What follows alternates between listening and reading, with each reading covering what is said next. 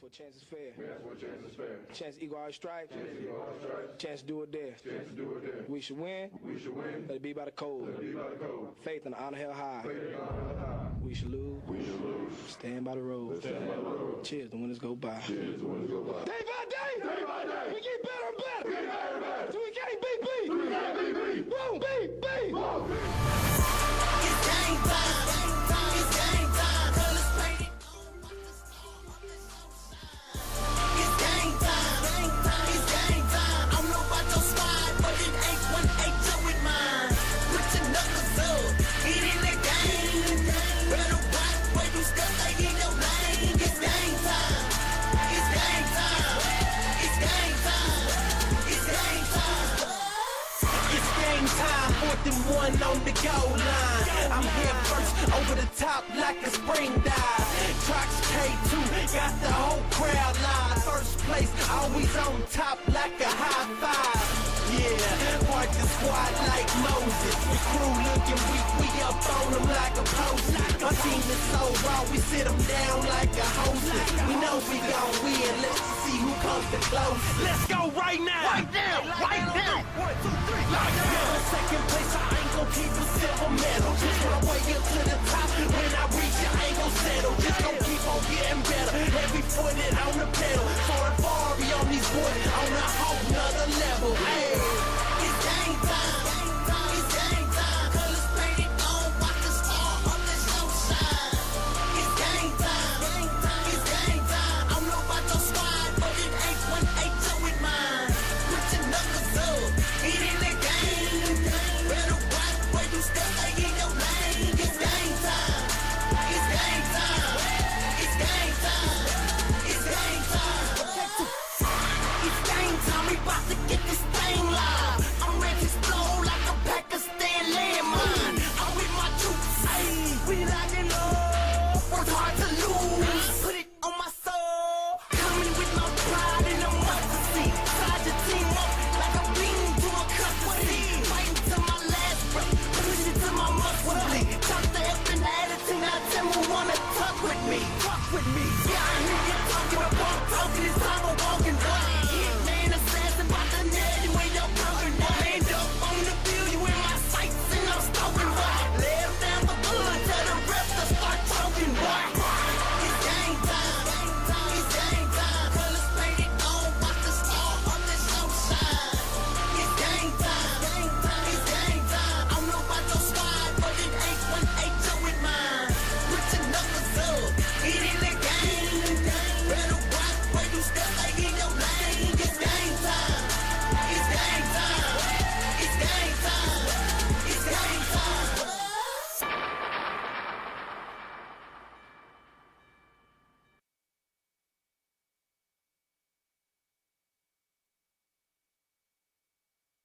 We are Greer Time Media.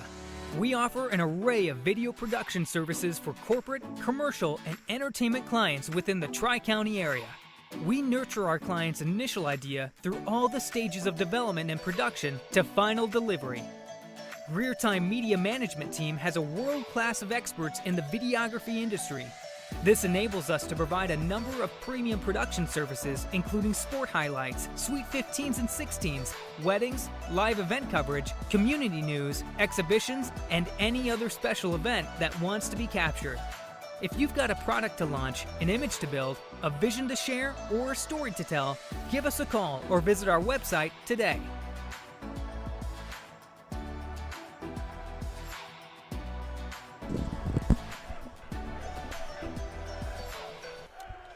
Hello, this is Jeremy Sunday and Freddie Greer from Greer Media Time here at Blackcat Field for another Friday night Blackcat football game.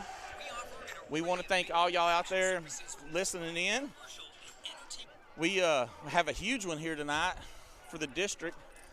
Mexia is 2-0, coming off a big defeat of the Fairfield Eagles that was ranked number 9 in state. And tonight they're welcoming into Blackcat Field Connally Cadets, the number 1 ranked team in 4A Division II. This is going to go a long ways to deciding who's going to come out number 1 in this district. And of course, Connally is by all rights thinks this district's theirs. But the mighty Blackcats have a different thought coming into this game, Freddie. Mejia's big into stopping the run, and Connally's bringing a running game that Mexia hasn't seen so far this year. And the stands are going to be packed. Connally's already come out on the field tonight and lit a fire under Mexia, hollering and hooping and hollering and screaming at them, and got Mexia jacked, and Connally was jacked, and it's going to be one heck of a ball game out here tonight at Blackcat Field. Y'all are listening to us. You're not able to make the game. Thank y'all for listening. I just want to run through some of our sponsors right now while we're getting everything set up here. We have Joe Fridays is where we had our prediction show this last Wednesday. Thank you, Joe Fridays. We have Napa Auto Parts. We have Woodman Life with Jeremy Sunday. We have Freddie Greer with Greer Time Media. We have Greer and Greer Detail. And we are missing, we have a couple more that's coming on board. And if you don't know about our sponsorship's not but $150 a year. And you'll be talked about on all the football game broadcasts at the prediction show on Wednesday nights. And we'll be calling the baseball and basketball games this year on Tuesday and Friday. So if a family wants their name out there or a company wants their name out there, just let everybody know that we are doing sponsorship, and we'll take it throughout the week. And we welcome you to listening to us. We got cameras out here everywhere tonight. This is the national game of the week here in Central Texas. Connally's coming in undefeated, and Mejia's undefeated in district. Their only two losses this year was to Cameron, which is ranked pretty high in 3A. And then there's Malakoff, who was ranked number 1 when they come in and just narrowly escaped Blackcat land with a win. So we're looking to have a really good show here tonight, and we thank y'all for listening to us.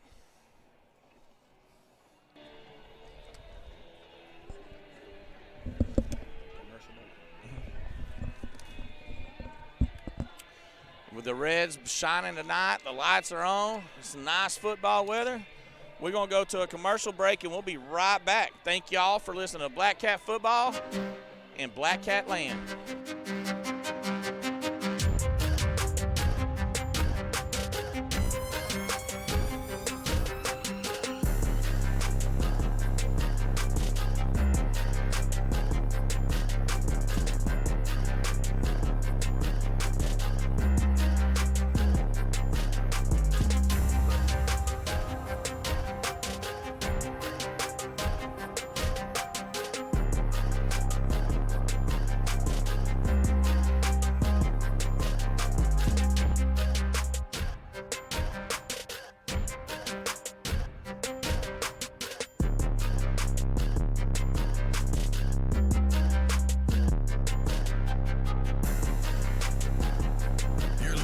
Mexia Sports Network. Tonight's game is brought to you by Greer Time Media, Posey Napa Auto Part, Greer and Greer Mobile Detail, Mookie's Mesquite Patch Barbecue, Woodman Life Insurance, and Joe Fridays.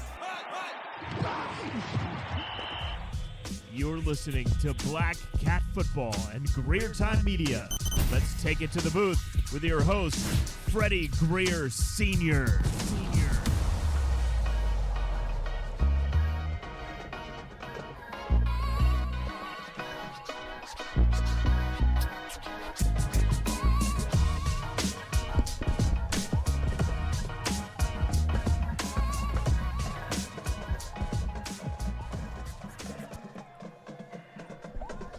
All right, Freddie, we're back at Blackcat Field. The Mexia band's actually coming across the field on the track.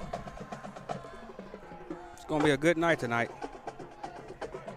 Weather's good, not too cold. No, it's nice and breezy up here. Got a real good atmosphere going here as a Blackcat band. Freddie, normally do they come on this side?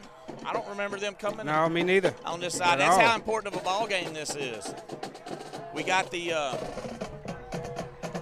Blackcat band over here marching and their way over to their section on the other side of the field, and we're down to about 30 minutes before kickoff. We had a prediction show on Wednesday night we're going to let y'all listen to here in a little bit. But Freddie, what are some of your thoughts on this big occasion tonight? I don't know, man. I know I'm just excited. The stand's going to be packed. I think it's going to be a very close game. It's going to come down to the fourth quarter. Yeah, this is one of those games that whoever's in the best shape might be the one that's going to win this ball game in the end. That is true.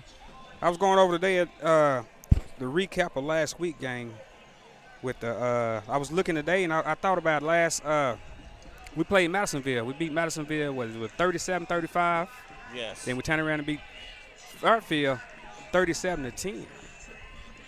So they putting up some good numbers. But I was on the recap of the last week game with a 21-yard run from Wiley. Then he turned back around and had a 38-yard run for Wiley. And Jones had a 36-yard run with 2 fumbles recovery. Mahel had 6 out of 13 third down conversions and 2 interceptions with a total yards of 453. Passing yards was 108. Rushing yards was 345. Mahel came out with that victory 37-10. Yes, Mahia. Well, Madisonville in the first quarter we had down 21-0, and it seemed like we kind of let up on them. But last week with the Fairfield, once we got up, it was just hammered down, and they just kept on and kept on and kept on.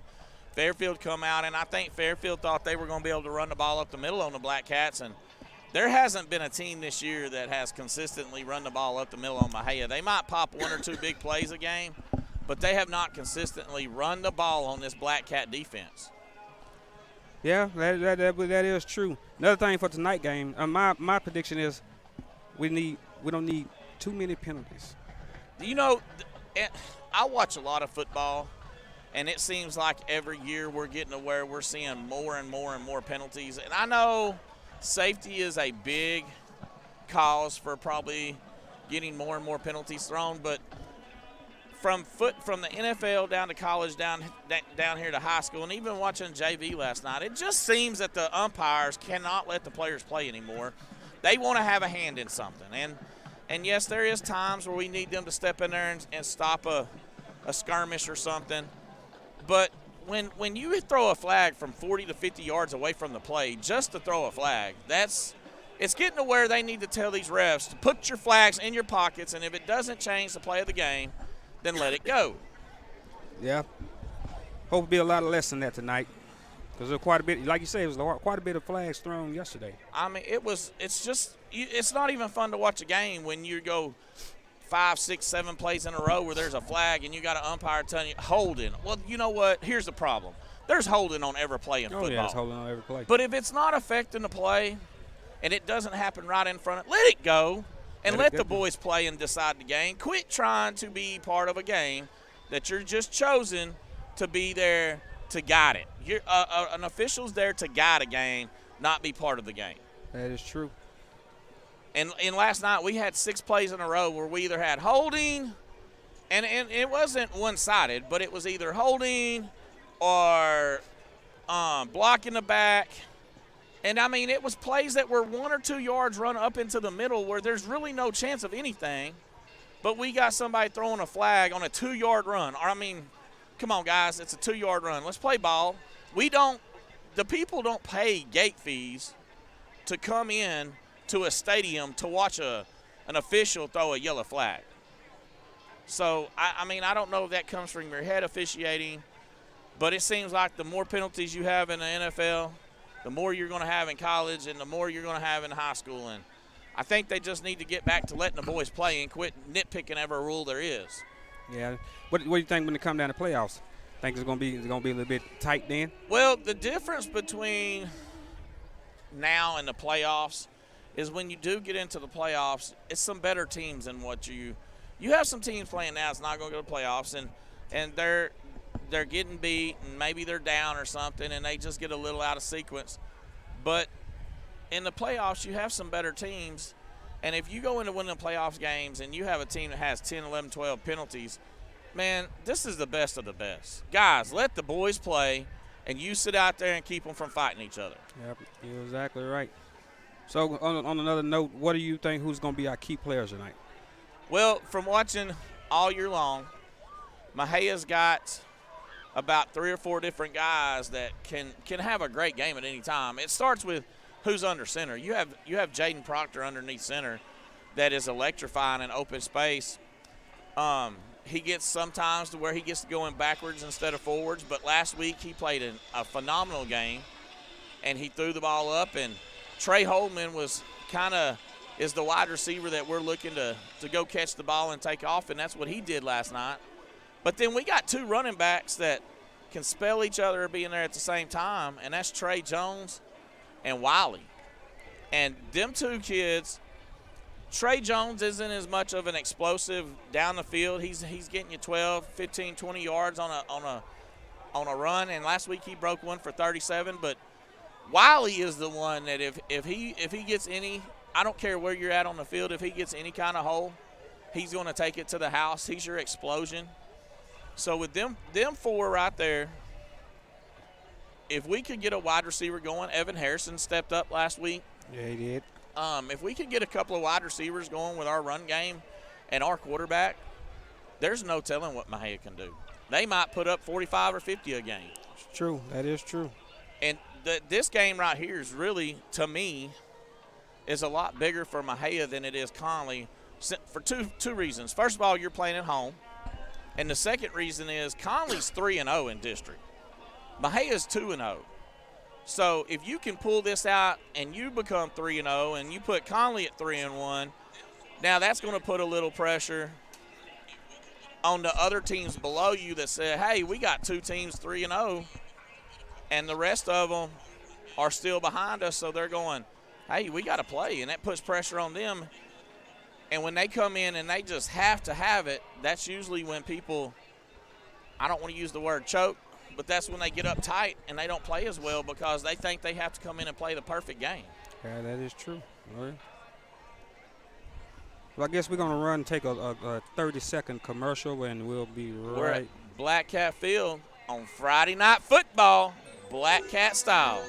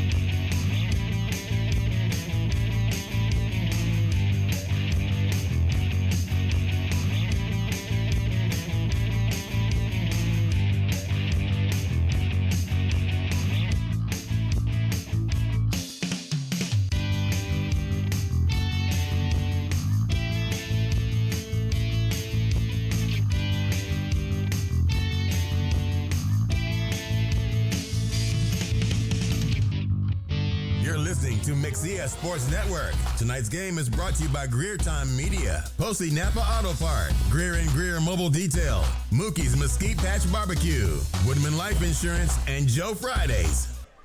We're back here at Blackcat Field, Jeremy Sunday and Freddie Greer, and we're waiting on Wallace High to join us, I believe, tonight. We're down underneath 20 minutes to start. We got about 18 academic teams just exchanged gifts at midfield between Mexia and Connally.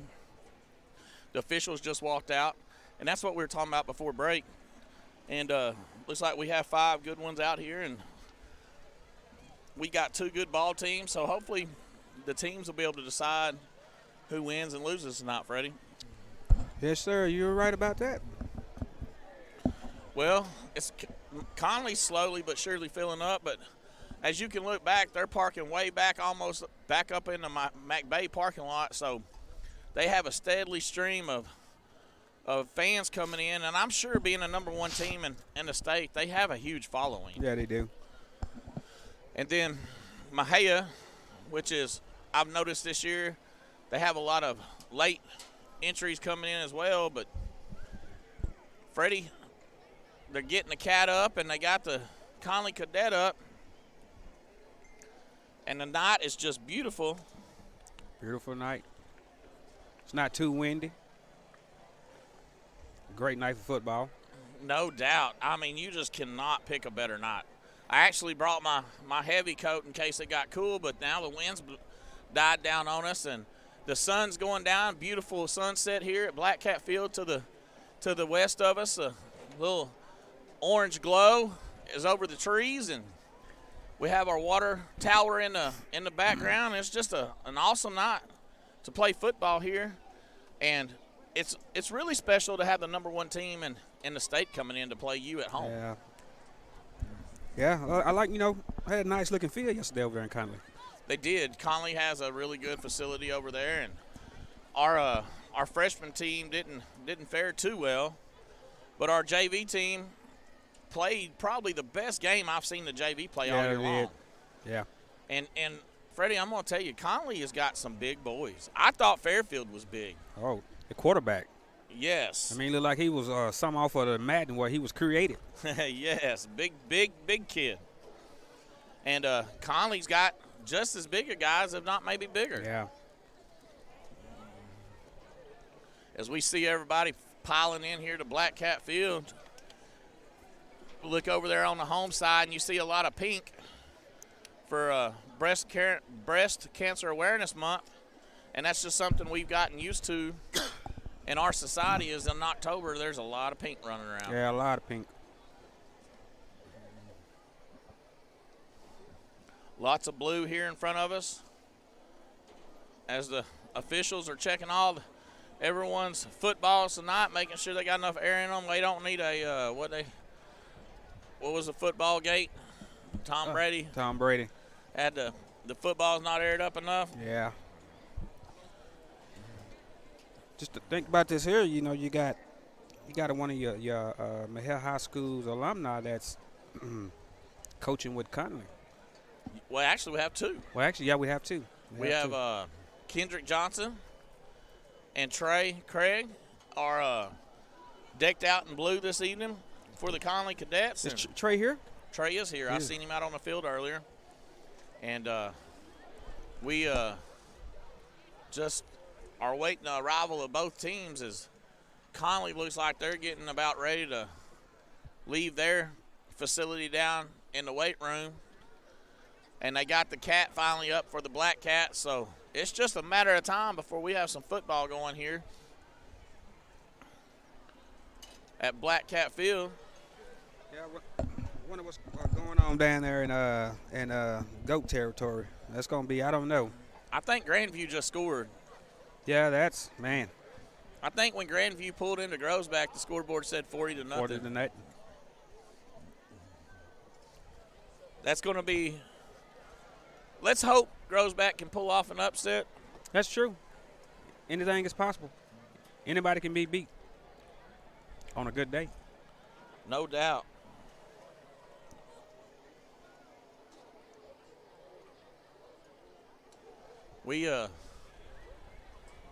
Connally sets their sideline up a little different than what I've noticed from other teams that's been in here. They got them a half moon on each 40.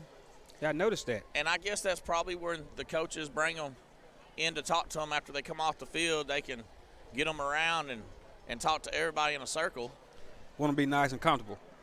I guess so, because those seats right there look like some seats I'd like to have in my office. Yeah, they look like some old old basketball chairs. Mm-hmm.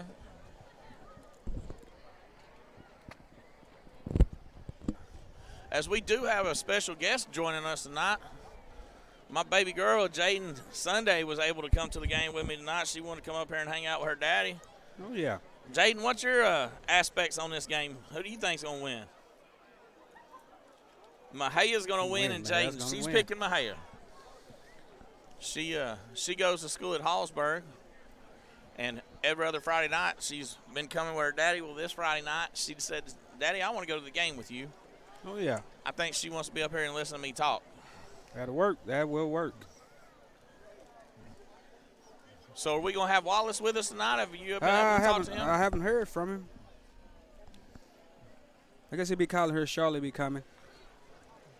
Yeah, you know, Mahia folks, I've been in Mahia my whole life, and there's not too many in Mahia that show up early. Yeah.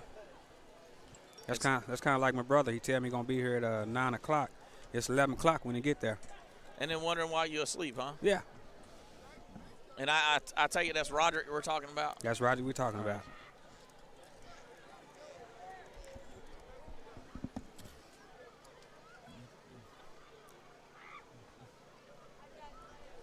Well, down the road, we got a couple of big games this week. Let's talk about some of the games we have around the area before the two teams come out. I've kind of got my phone programmed to where it has a lot of our local games. La Vega's going to be traveling to Stephenville tonight. China Springs traveling to Gatesville. West will be traveling to Whitney. Rusk is traveling to Bullard. And in our district, Robinson will be traveling down to Madisonville. Of course, Conley's here in Mahia. Crockett's traveling to Cold Spring. Caldwell's traveling to LaGrange. Grandview's coming to Groesbeck, as we spoke on a little earlier. And Salato's going to Lorena. That's a big game over there. Who's undefeated? Neither one of those teams. Okay. They both are 1-1. Okay. Dawson will be traveling to Meridian. Hubbard will be traveling to Frost. And poor little Wortham's going to Mart tonight for Mart's homecoming. And oh, man. so Mart is just That could be another big upset. yeah. Yeah, if the Zebras come in and get killed, then yes, you're right. The Bulldogs have a chance to go over and get beat by go over and beat the Panthers. It is. It's up in the top.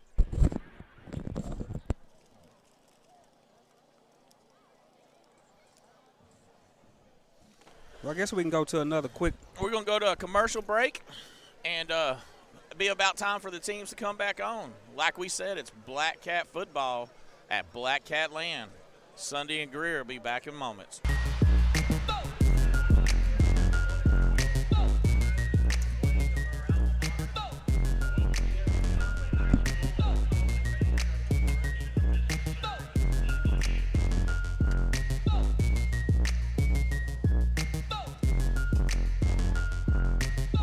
Got it. All right. What member of the home?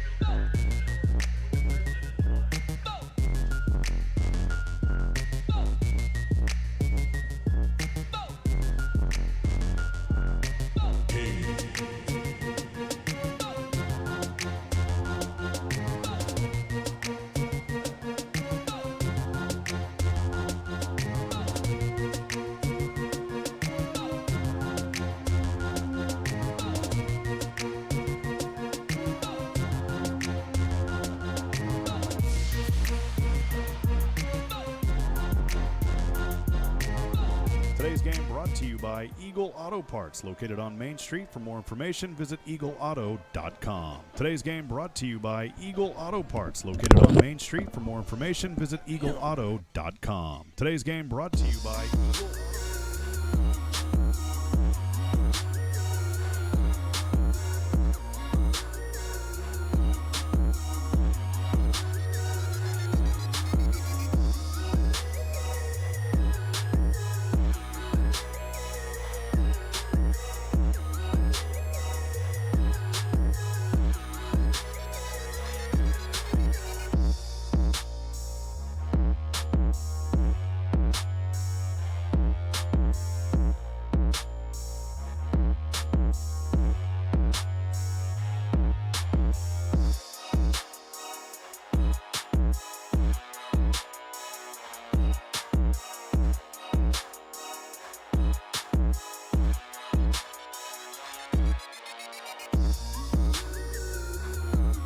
You're listening to Mexia Sports Network. Tonight's game is brought to you by Greer Time Media, Posey Napa Auto Part, Greer and Greer Mobile Detail, Mookie's Mesquite Patch Barbecue, Woodman Life Insurance, and Joe Fridays. We're back at Blackcat Field. Jeremy Sunday coming in with you with Freddie Greer. And we just had the playing of both school alma maters. And Connally is walking across the baseball field headed over here to the game. And Mejia's out stretching. It kind of like girls back goats over there if they don't. Man, I tell you what, Mexia is in some sharp-looking uniforms tonight. They have their white helmets with the black cat on each side, and they're solid red tonight with white numbers. I like that. I have not seen these jerseys in a long time. But they are sharp-looking. We were in all white last week when we played Fairfield. Now we're going to be in all red and see how that goes for us. Yes, sir. And then, of course, we have all black, too, as well. Yeah, so we do. Connally here has cheerleaders out to lead the boys on, and then they have the flag corps. Mexia is just doing a little warm-up over there on the home side. Got the kids out, stretched out by the black cat. They're going to lead the cats onto the field. As the announcers here at Blackcat Field are just giving out the announcements and sportsmanship. And what do you think Connally hosting about close to 30-some players on their team? Yeah, that's one thing that has surprised me. The teams we're playing have a lot more players in their school, or a lot more kids in the school, but you have 5 or 6 more coming back. They look like they might have 40 or so kids. Oh, yeah. And Mexia, I think we only have 31. We're a lot smaller than most of the teams we play. As Connally walks on in a single file line walking up to their helmet, the one thing Mexia needs tonight is they need a fast start. Yeah, we need a fast start. We really do. Against the number 1 team. They defeated the number 9 team at home last week, and I think that momentum's carried over, and it was awesome to see the both teams before the game getting all hyped up, and we're just moments. We're down to 4 minutes before we're fixing to kick this ball game off, and you people out there are going to have Blackcat football here against the number 1 team in 4A Division II, Connally Cadets. So Mejia's running to get behind their cat run through.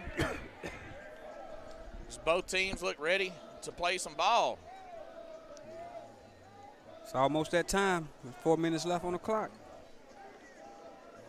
There's some of Mejia's alumni walking out with the coaches on the Connally sideline.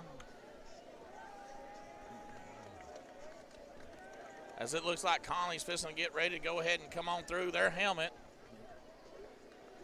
Getting ready to play some football.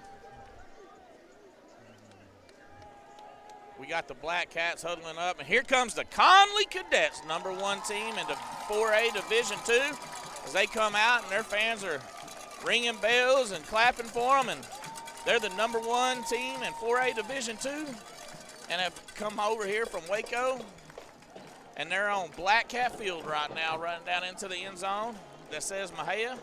And here comes the smoke from the Cats, and here comes the Cats. The Mexia Blackcats. I have run out on the field, and the crowd is up, and they're jumping and hollering. And, man, there's just lots of electricity on both sides. Both sides, yes, sir, it is. And looky here, Wallace has joined us. Wallace High has just come up in the booth with us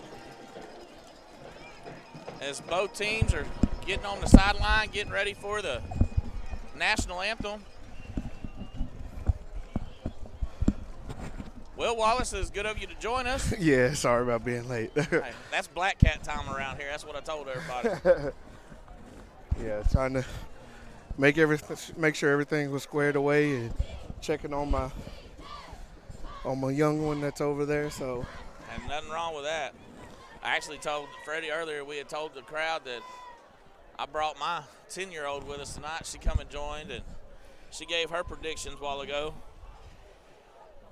I think she picked the Goats to beat Granville. oh, well, I think that would surprise everybody in the Yes. state of Texas. As we're getting our team captains together here to meet at midfield and decide who's going to receive and kick off here.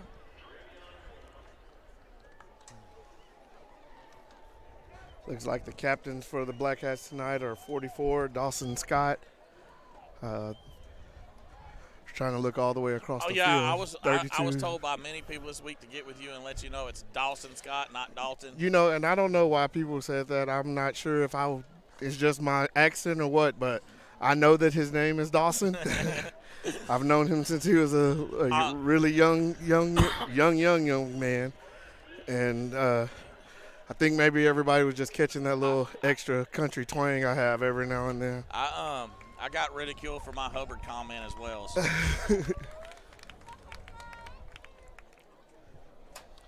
Well, I do have the sheet for Connally tonight here on my phone of their players, because we pretty much know most of Mexia's players. Yeah, we've been calling the games all season and calling those young men's names out. They kind of stick in your head. Because right now they're out at midfield for the coin flip. The other captains are 32, J.R. Deichler, 21, Dravion Cooper, and number 50. So Mexia will be receiving the kickoff. Number 58 for the Blackcats. Yeah, and it looks like Connally won the toss and deferred. The Blackcats elected to receive the ball. So the Connally Cadets will be kicking off to the Mexia Blackcats at the beginning of the game. We're going to take a pause as we get ready for our national anthem.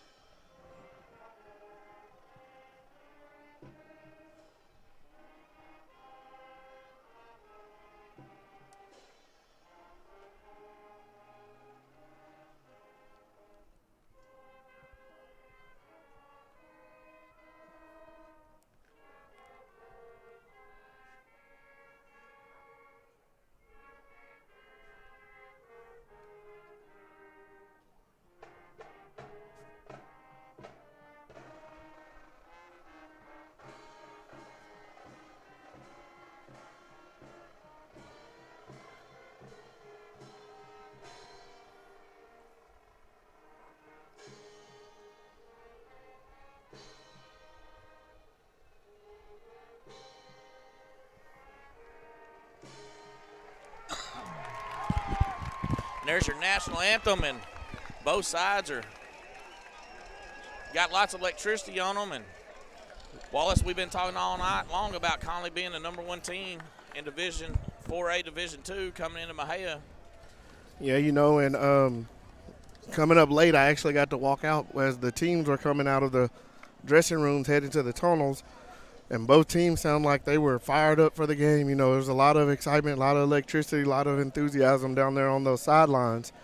And with Connally being #1, they come in highly touted. That they expect to get everybody's A game, and I'm sure the Blackcats are ready to come out and give it to them. I said it before on our broadcast, once you line it up on Friday nights, the rankings don't mean anything. That's just someone's opinion of how a team is, and you come out and you play the games for a reason. So yeah, as soon as he hands that football to him right here, the rankings are over.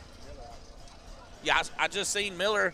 He had left last week's game early with a hand contusion, and he's back with us tonight, which is a big help for the Blackcats, being the starting safety and kick returner. And he's played a little wide receiver, so him being back is a big help for the Blackcats.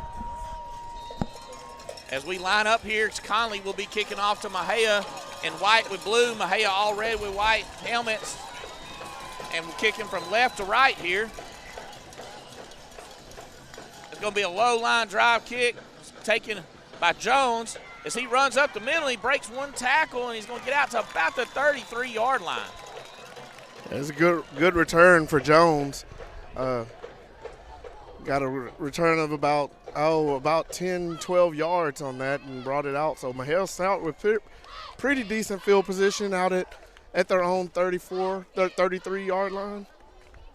Well, Mejia's coming out and they're all red, and of course Proctor's going to lead them out with Wiley. It looks like Holman and Jones is in. Harrison is going to be out to the right, and Deichler's going to be tight. We got Jones on the right and Wiley on the left for Proctor. Snap back is going to hand off to Wiley up the middle, and he's just going to get about 2 yards here.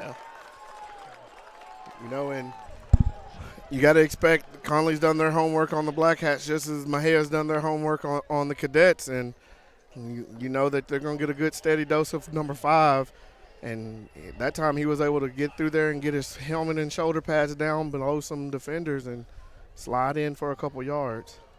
Well, Mejia's going to stay in there tight. We're going to have Deichler here at the bottom, and Harrison is down here to the left. It's going to be a handoff. No, Proctor keeps it up the middle, and it's going to be a gain of about 3 yards for the Blackcats, bring up a 3rd and 5.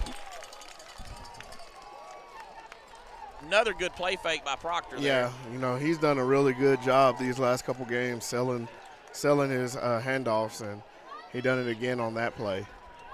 So Mexia runs Prince on, and Deichler and Jones will run off, and Christian Clark's come on. So they're going to go 3 wide receiver set, it looks like here. Looks like we'll probably spread it out a little more with this personnel grouping that we have coming in. Blackcats get the play in. They hustle up to the line with 5 seconds on the play clock. Snaps back. Proctor drops. Oh, and it clears out, and he takes off. Oh, and he dives ahead, and he gets enough yardage for the first down. That'll be a Blackcat first down at the Connally 49, and that was just a simple drop back. Yeah, and it looks like Connally might have been in man-deep coverage, and once it cleared out, Proctor just pulled the ball down and ran around that right end and got the first down. That was a big play for our JV last night. Andrew would drop back, and it would part like that, and he'd run up the middle and get a first down. Right, and that might be something that we look at tonight and the Blackcats are able to take advantage of. And it's he going to hands hand off off to Wiley, Wiley, and he finds a hole. Yeah, he lowers his pads, and he gets about a 5-yard gain on that run. If Mexia can come out and score right here on the #1 team right off the bat, that's going to be a big momentum play, big momentum drive for the Blackcats playing a #1 team. Yeah, you want to get going early and keep it going often when you're playing a team that's as highly touted as Connally is, and Mexia wants to continue to sustain this drive that they have going on now right now. Mexia has twins to the top and one to the bottom. Snap back to Proctor. He's going to hand off to Wiley. He breaks outside. He's going to go down the sideline.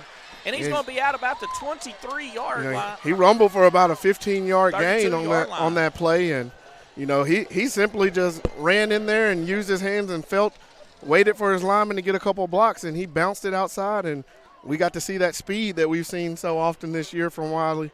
That's the one thing you wonder with – we know a lot of the teams that Connally's played, but has Connally played speed like they're going to get to play tonight? We have to see it. We know we've heard about how they are, but the Blackcats have just as much speed as anybody, especially in the district. And Mexia fumbles. The ball's on the ground. And Mexia comes back up with it. Yeah, and it'll be second down here in about 14. As Mexia dodges a bullet there. He got lit up, though. Yeah, he was fortunate on that one. Proctor got stood up over on that right side, and somehow, I'm not sure if somebody ripped it out or just the nature of that hit jarred it loose, but the ball hit the ground, and Mexia was able to recover. Harrison was the one that come up with that. And see, right here, Connally's all come up into the box. Everybody's on the line of scrimmage, so you have one-on-one coverage here on the outside. And Proctor just throws that one away. Yeah, he didn't have much time that time. The Connally defense was in his face as soon as he got the snap. This is one of them situations where you have one-on-one on the outside. You have to catch the ball, take 2 steps, and throw it up to your wide receivers outside. I mean, Connally's playing one-on-one. Everybody's got one defender on them. And now it's down to, hey, I trust you to go make a play for me here. Yeah, and right now, that's all we've seen this first drive. We've seen Connally in man coverage. They're trying to keep as many in the box as they can to try to limit the Mexia run game. And, you're going to see if the Mexia offense is able to take advantage of that throughout this game. Snaps back to Proctor. He drops back, and he's just going to throw it up. And he's got a man breaking wide open and he overthrows his head, which is Holman. Yeah, Holman got behind the secondary that time, which we were just talking about and wanting to see if they could do, and he did. It was just Proctor's pass was about 4 yards over his head. As the Blackcats are going to bring the punt team out. And this looks like Jordan Holman's lined up to punt the ball.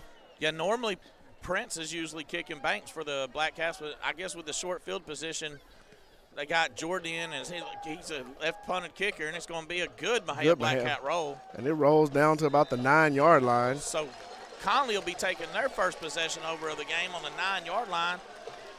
And the one thing I don't know of people out there that aren't able to come to the game, but this year the defensive line for the Blackcats has just been phenomenal. Right, and they're going to have to be the same phenomenal they've been all year. They're going to have to be it tonight as Connally comes out, and they're going to be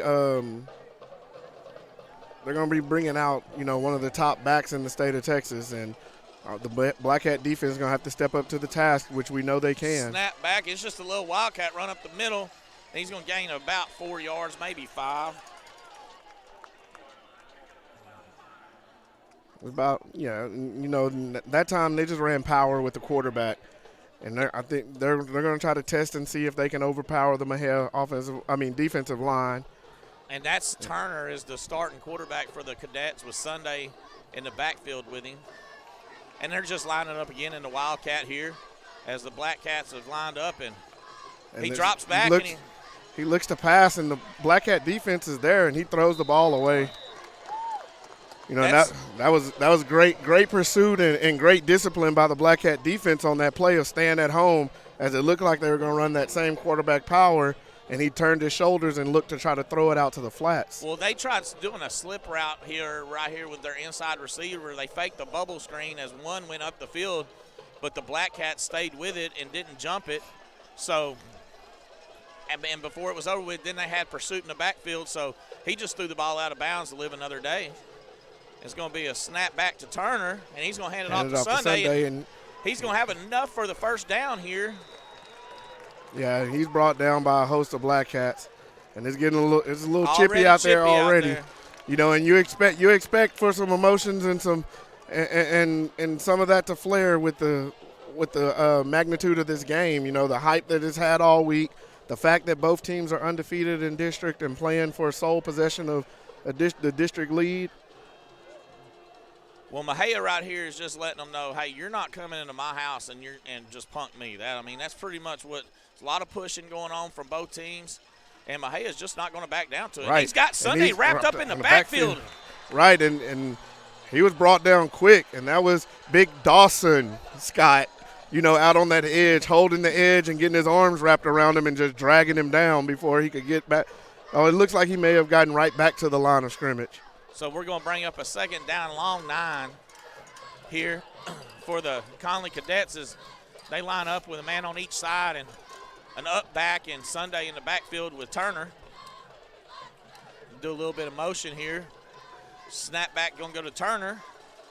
And he's just going to hand off to Sunday. And he slips a tackle. And then he's brought down by Big. Yeah. And that was Big Connor McNeil had him, but he was able to get away from him. And then Big Eric Metlock brought him down. It'll bring up 3rd and about 4. This has been where the defense has been really good the first couple of district games, is when these teams are trying to run straight at them. They've been able to stop them and get them off the field and give the ball back to the offense. You got to expect that Connolly's going to try to put the ball back in Sunday's hands. Snap back, and it's going to be a handoff to Sunday. Oh, and he breaks loose. And it's a contest of running, and he's going to get run down. Yeah. About the 37-yard line. Jaden Busby was able to bring him down before he could get a loose completely, but that was a big gain by Sunday on that play as he went off the right edge and cut it back up into open field. As he gets up very exuberant, that's one thing in that game last week. I guess with it being Mexia Fairfield, if you would have showed actions like that, it would have been a 15-yard penalty right off the bat. Yeah, you know, they weren't letting too much go, and looks like tonight they may give him a little more rope. And that's pulled by the quarterback, and then he's drugged down. And that's Connor McNeil on the tackle. It looked like there was going to be a little fumble exchange there as quick as Mexia got there, but he was able to pull that ball back in. You know, Dawson Scott was back at the exchange before it happened, and the quarterback just pulled it out of there. Well, they line back up, and it's Turner in the backfield as the quarterback now. And it's pretty much just been a running show here for Connally so far. Snap back, and he's just going to hand it off at the middle. And he's hammered by Dawson Scott right there on the line of scrimmage. Right. It may be a gain of about 1 or 2 on that exchange. We'll bring up 3rd and about 6. I'm not understanding why they brought now here he comes back in. They're now bringing Sunday Connally will bring Sunday back in, and then number 6 as well, who's been lead blocking throughout this first drive for them. I'm sorry, it's Gaithier that's the quarterback, and it's Turner that's just come back in as the up back. And you got Alejo and Sunday in there. It's a handoff to Sunday. And he's just going to get hammered at the line of scrimmage once again. And he's brought down by Dontavius Davis and Tyrell Kennedy. They get to him in the backfield, and he actually looks like he may have lost a yard on that play. It'll bring up 4th and about a long 6 or 7. This play right here is the play that's got to get the Cats offense back on the field. As Connally come out very excited on their opening drive, and they broke one big one, but everything else has been anywhere from 4 yards or smaller. Right, you know, and we talked about that before. Teams just working the ball down the field, and that's all Connally's done so far is a couple yards here, a couple yards there. They had the one big play. Looks like they're going to call a timeout here. Connally's going to let the time run out. So with 4:09 left in the first quarter, the score is 0-0. Connally will have the ball going into Black Cat territory from the 33-yard line. And we'll take a break as the teams do.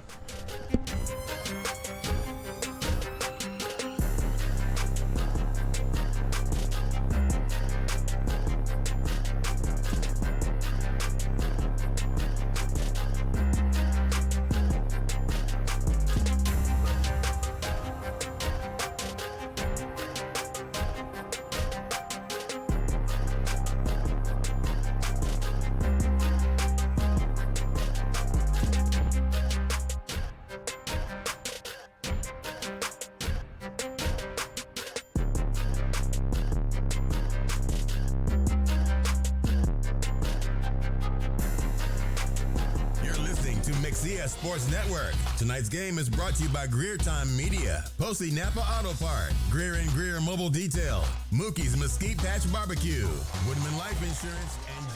As we come back to the field, and bring up fourth and 6 for the Cadets. And they're going to hand it off to Sunday around the edge. And he's met by a host of Blackcats. and he don't look like he made It looks like with the spot, they may give him the first down by maybe a football length, Jeremy, depending on the spot, because it was really close. Oh, and they're going to bring out the chains and measure it, looks like. You know, he if got it's touching the 32-yard or the 27-yard line, it's going to be a first down. It looks like he came around that left side, and the Blackcats were able to stack him up, but he turned his back and was able to turn his legs to fall backwards for maybe a half a yard, and that may have been just enough to give him first down. As we got 4:02 left here in the first quarter, and we're having a measurement mark. Oh, and yeah. And they did give him the first down. It was close enough for the defense to right. say no good and the offense to say let's go. Yeah, it's one of those. It looks like they probably had to get down on their knees and eyeball it to see if it actually got to that stick. But the refs say that they did, and they're going to move it forward for a Connally first down. So Connally will have first and 10 from the Mexia 27-yard line. And it looked like they just got that by the nose of the ball. As we're going to snap back to, we got a different quarterback in there. and there's holding. And it's going to be a touchdown for Connally. Yeah. Hal Dawson Scott did not get a call there. He got completely tore down. He got completely pulled down at the quarterback's feet. Yeah. And we're going to have a penalty at the end of the play. Looks like it's probably going to be a unsportsmanlike conduct penalty, a personal foul at the end of the play. But, you know, you have to know when 10 comes into the game, he's more of that passing quarterback. And that time we saw it, he stood in there and he threw a ball out to the receiver, and it looks like the cornerback was in decent coverage, but he stopped running and tried to jump for the ball instead of running through with the receiver, and it just went over his head, and the receiver was able to pull it in and then just walk into the end zone. And that's going to be unsportsmanlike on Connally. That'll be assessed on the – No, they're going to assess it on the extra point. You know, you would think that Mexia would opt to take it on the kickoff if possible, but it looks like they're going to put it on the extra point attempt. So Connolly's bringing their offense back out on the field. Mm-hmm. Oh, you know what? He was celebrating as he went into the end zone. He crossed the end zone. And you know, they changed that rule a couple years ago. If you're celebrating before you cross the line, the penalty is assessed and the touchdown does not count. So Connolly's moved back out into the field of play, and those points are taken off the board. Oh, and he's going to be tackled for about a 5-yard loss. And that's Dawson Scott again, who shoots off that edge and gets back to the ball carrier before he can hand it off. And that's a great play in the backfield by Big Scott. Well, on that play, Arick had Gaither, the quarterback, wrapped up. He wasn't going anywhere, so he went ahead and handed it off to Sunday. And no relation to me, just to let y'all know. But Scott was right there with Sunday. He never had a chance. No, he couldn't even get started, and they just blew the whistle once he wrapped him up. There wasn't no showboat or celebrating on that play. And the snap back to Gaither here, and he's going to fake it. He's going to keep it coming around. Looks like he's looking to pass. And it's caught by number 1, and he's going to run it in for a touchdown. It looked like the Blackcats had an interception just right there by himself, and he got snagged out of the air on a crossing route and went in for a touchdown. Yeah, and it looks like number 2, Terrell Kennedy, had a chance for that pick, but as he set back, the receiver just crossed his face and snagged it out the air. If he would have run at that ball, he would have been able to snag it, and he might have went the distance. Right, yeah, you could. And that's something you have to learn. Maybe, you know, go meet that pass, and you either knock that down or you got an interception going the other way. Yes, for sure. But instead, there's a catch, touchdown, and the kick is up, and it's going to be 7-0. Connally leading with 3 minutes and 11 seconds left in the first quarter. Right. Well, Mexia drove down the field and had one bad play and got them behind the sticks. Or maybe they would have scored, and then Mexia looked like they had Connally stopped, and one last push from maybe some of the offensive linemen got them a first down on a big fourth down, and that was really the big play of that drive. Right, it was. You know, they had the big run by Sunday, and then him being able to pick up that first down when it was 4th and 6. And then they just had a couple pass plays where Mexia's coverage was just inches away from intercepting the ball themselves, and the receivers were able to bring it in and move the ball down the field. So Mexia was able to move the ball their first possession. They just weren't able to get points on the board. They're going to get their second possession and a chance to answer Connally right now. And you really want to be able to answer and put points on the board here on this drive, Jeremy, because you don't want to get behind too far in a game like this. I mean, the electricity is just crazy right now here, and you don't want to drop your head and think any negativity. Right. With playing a team like Connally, because the thing is, all it takes is 1 or 2 turnovers, and it can change the game Exactly. quick. So Mexia is fixing to get the ball. Conley's kicking off from left to right. We have Miller and Jones back to receive for the Blackcats. And it's just going to be a low squibber again like last kick. And it's Holman's going to pick it up.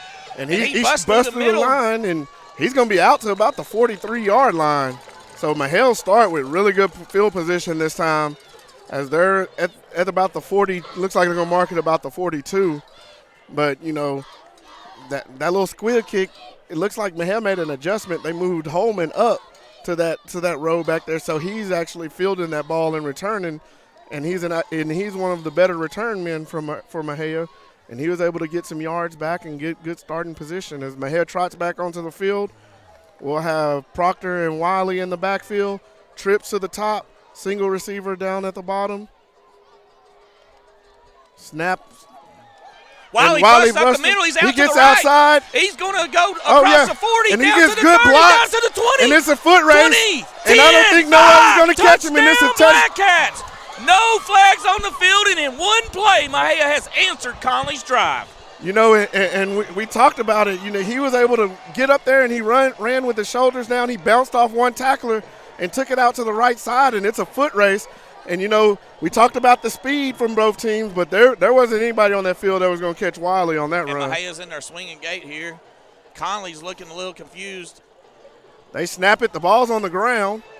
It's picked up. And then the ball carrier is blown up on the side. And Mexia's going to be down 7-6 after that. Yeah. You know, I know we've run it, and you want to take a chance on it. But in a game like this, you kind of think that maybe you just kick the extra point and tie it up. And go on about your business. And keep the game solid. But, you know, that's the momentum. That big play from Wiley there is the momentum that Mexia needed in this game after giving up points on the Connally drive. That's the punch in the mouth the Blackcats had to show Connally. Look, you did drive down and you scored on us. But guess what, big brother? We ain't laying down. Exactly. And that's exactly what they said on that play. We're not going to lay down to you, and we're going to come back. We're going to hit you right in the mouth, and we feel like we can go toe-to-toe with you. And that's exactly what Mexia showed as they get ready to kick it off to Connally. We'll get to see that Mexia defense come back out, see if they can solidify those few mistakes they made on that first drive by Connally, and see what the Connally offense is going to bring out on this next drive. See how Mexia's kicker is going to kick this game, because last game against Fairfield we had a wind blowing in, and Buddy, 3 or 4 kicks, he just had beautiful kicks in the air that the wind had pushed back and had gone 10 yards, so Mexia was able to recover it, kind of like an onside kick, but it was a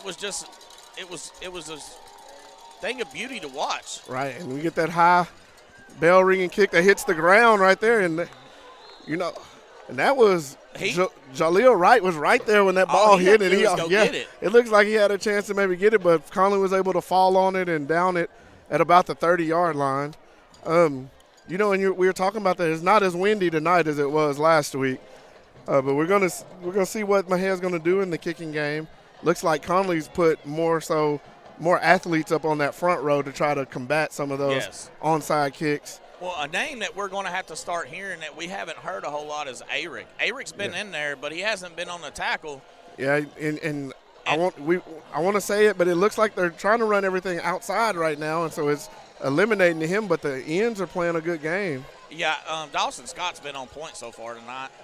Connor McNeil's been in there. There's a handoff. And he just gets hammered yeah. at the line of scrimmage. Sunday took a punishing hit. And that was number 17, Will Coleman. And he just went down, and, you know, that's exactly what you want to do to a big running back like that. He went down and put his pads right on his thighs, and Sunday had nowhere to go but down to the ground. He run into a number 17 called a brick wall right there in that hole. He looked like he was really going to make some room there. And then next thing you know, bam, he's hit, and that play's over. So snap back, of course, another handoff Sunday, and he breaks it outside. He's hammered again in the backfield. Yeah. And he the ball's fumbles. It loose. looks like Mejia's come up with the ball. They're going to rule him down. Yeah, they're going to say he was down by contact. But there's about 7 or 8 Blackcats on that tackle, and it looks like Big Eric Metlock was able to squeeze through there and really hold him up and get his legs, and then the rest of the Cats rallied behind him and brought him down. This is one of them plays that you as a defensive player knowing that you're just salivating. You're tired of watching him clap at you. You're tired of watching all the showboating. You just want a chance to go hit somebody in the backfield right. And they line up now with a 3rd and about 8.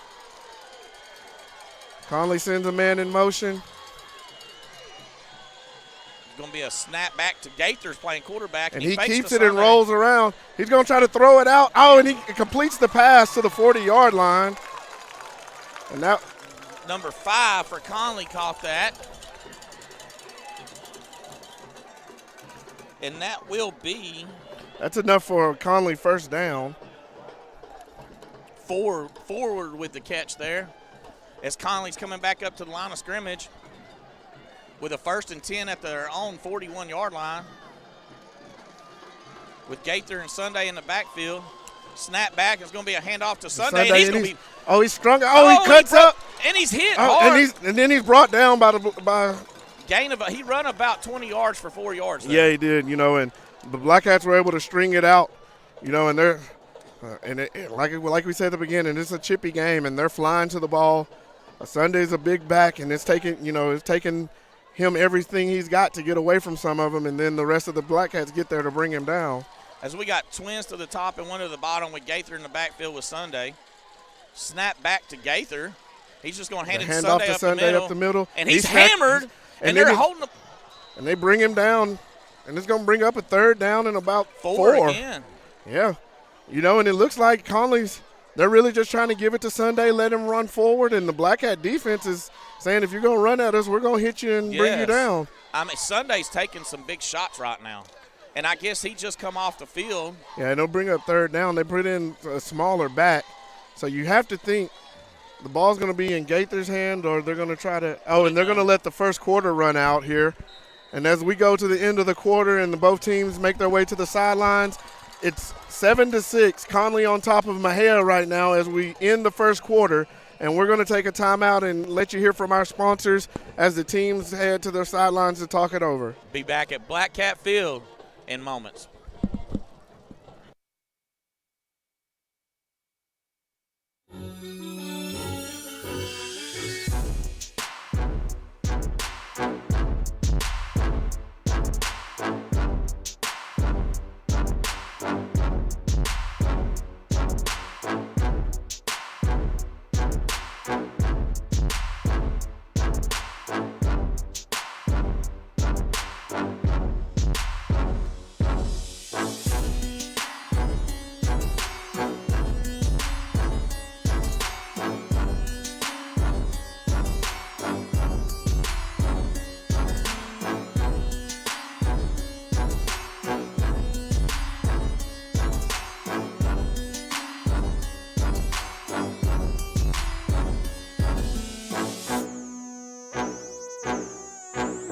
Oh, he's back. Some little quick pass out. Yeah, they're going to hustle. So we come back, we flip fields.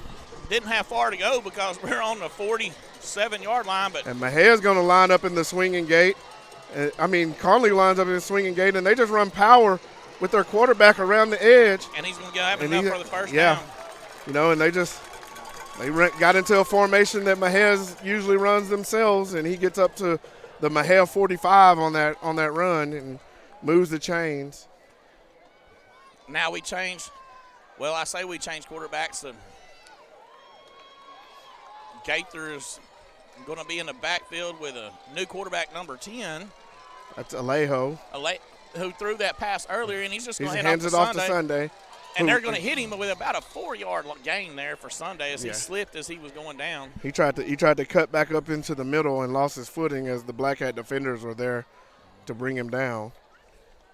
And Mexia makes some more defensive subs. Looks like they're bringing back in a couple of the defensive linemen. We lined up at second and about 6. Snap back to Alejo, and he's going to hand off to Gaither. And he just slips up the middle. He's going to have enough for a first down. Yeah. Right now it looks like they're just going to try to run a little misdirection, a little read off, giving it to – you've got split backs back there, and they're just giving it to whichever one they want to go to which side. And Gaither was able to get a first down on that play. They line up, same formation. Snap back to Alejo. He hands it off to Gaither again. And there's a hole, big hole right there. He looks like a gain of about 9 on that. 8. It looks like about 8 on that play. He works it down to the Mexia 26-yard line. And Connally checks over to the sideline to get the play, and then they move up to the line of scrimmage. Mexia sets up on defense. Now we're back to Gaither. And it's going to be a handoff to Sunday. And he's going to go over the right side. And he runs over a defender and then picks up enough yardage for the first down and moves it down to the Mexia 12-yard line. Well, it looks like this is going to go back and forth tonight, Wallace. Yeah, right now Connally's moving the ball down the field, with their legs, and the Mexia defense is out there trying to stop it. And we've seen both offenses get going. And Sunday took a big hit, and he's off again, and 1 is back in. No, that's number 8 back in for the Connally Cadets, and Gaither's running quarterback, and he's just going to hand off to number 8, which is going to squeeze around. And he bounces off a couple tacklers and falls forward for about 6 yards. And it looked like he was going to be wrapped up in the backfield on that one. It looks like he got hit, and then a second defender hit him, and they just kind of knocked each other off of him. And he was able to fall forward and pick up about 6. It's going to be second and about 4 from the Mexia 6-yard line. And they are able to get a first down before they score here. As Gaither's back in there. Mexia moves up front. And it's going to be a handoff again around us. And there's a holding call right there. And there's penalties flying from and everywhere. There's a fumble. Mahia's saying there's a fumble. Are they going to call him down? Looks like the line judge over there is saying he is down by contact. But we had 2 flags fly in from the back judge and the umpire in the middle of the field right at the line of scrimmage, and that's generally in the vicinity of holding. Number 53 just completely tackled Jacob Allen there. I mean, Dawson Scott got tackled earlier, but that one actually was called. But he did. He just completely pulled Jacob Allen to the ground. I mean, and that's exactly what they got him for, was that holding, which will move the Cadets back 10 yards, and it'll bring up second and about 14 now from the Mexia 16-yard line. So Conley's brought Sunday back in, and he'll be in the backfield with Gaither. And Conley's got 3 wide receivers down here to the bottom and 1 to the top. They're trying to spread the Blackcat defense out, and it's just going to be Gaither around quarterback the right power. And he's hit out of bounds. Yeah. So that'll be a third down and about 4 or 5 right there.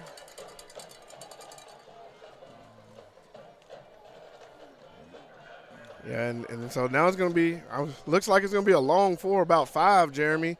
And they'll bring up third down. They're going to march back up to the field, and you got to expect that they're going to not change anything and try to run it at you.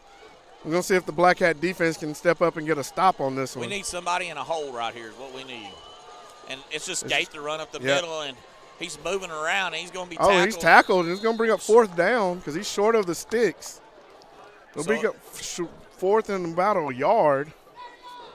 He did a lot of dancing in that hole. It looked like if he'd have went to the right there, he had an easy walk in, but he danced around, and Mexia was able to get in there. Right, now 4th and 1 on the go, down on the Mexia 3-yard line. We got to see if somebody can bow up. You want to see that big defensive line from Mexia be able to get a push and get in the backfield and get one of those stops that they've gotten already tonight. See if they can do it again. Well, this is Gaither in the backfield with Sunday once again. And it's going to be a timeout call. Timeout, Mexia. Blackcats, as they want to be lined up right here. We'll go ahead and give you some scores from around the area while they're taking their timeout. I just pulled that up. And Mart was already putting it on Wortham on homecoming tonight, but La Vega's beating Stephenville 14-3 at halftime. Those games are going by fast. Yeah. I mean, it seems like we've had a lot of running, and we're going pretty fast. But China Spring over Gatesville with 50 seconds left in the second quarter, 35-0. West is leading Whitney in the second quarter, 7-6. Rusk is leading Bullard, 16-6. Robinson is up on Madisonville, down in Madisonville, 14-7 in the second quarter. Of course, it's 7-6 here, Mexia and Connally with the lead. Crockett and Cold Spring are tied at 7 in the second period. LaGrange is leading Caldwell 15-0. Freddie, I'm sorry, Granville's up 28-0 in the first quarter. Tig is leading 21-7 over McGregor. Salado leads Lorena tonight in Lorena 7-0. Dawson is up 16-0 on Meridian. Hubbard and Frost are 0-0 in the second period. And Mart, with a minute left in the first quarter, is 27-0 on Wortham on their homecoming. As we run through those scores, we come back to the field. It'll be Mexia's defense and Connally's offense take the field at the Mexia 3-yard line, bring up 4th and 1. We're going to get a man in motion.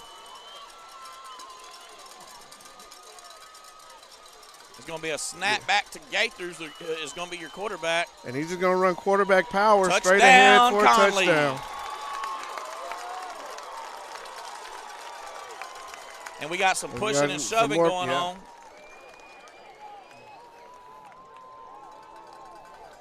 As Connally scores there, and they're going to the extra point to try to go up 14-6.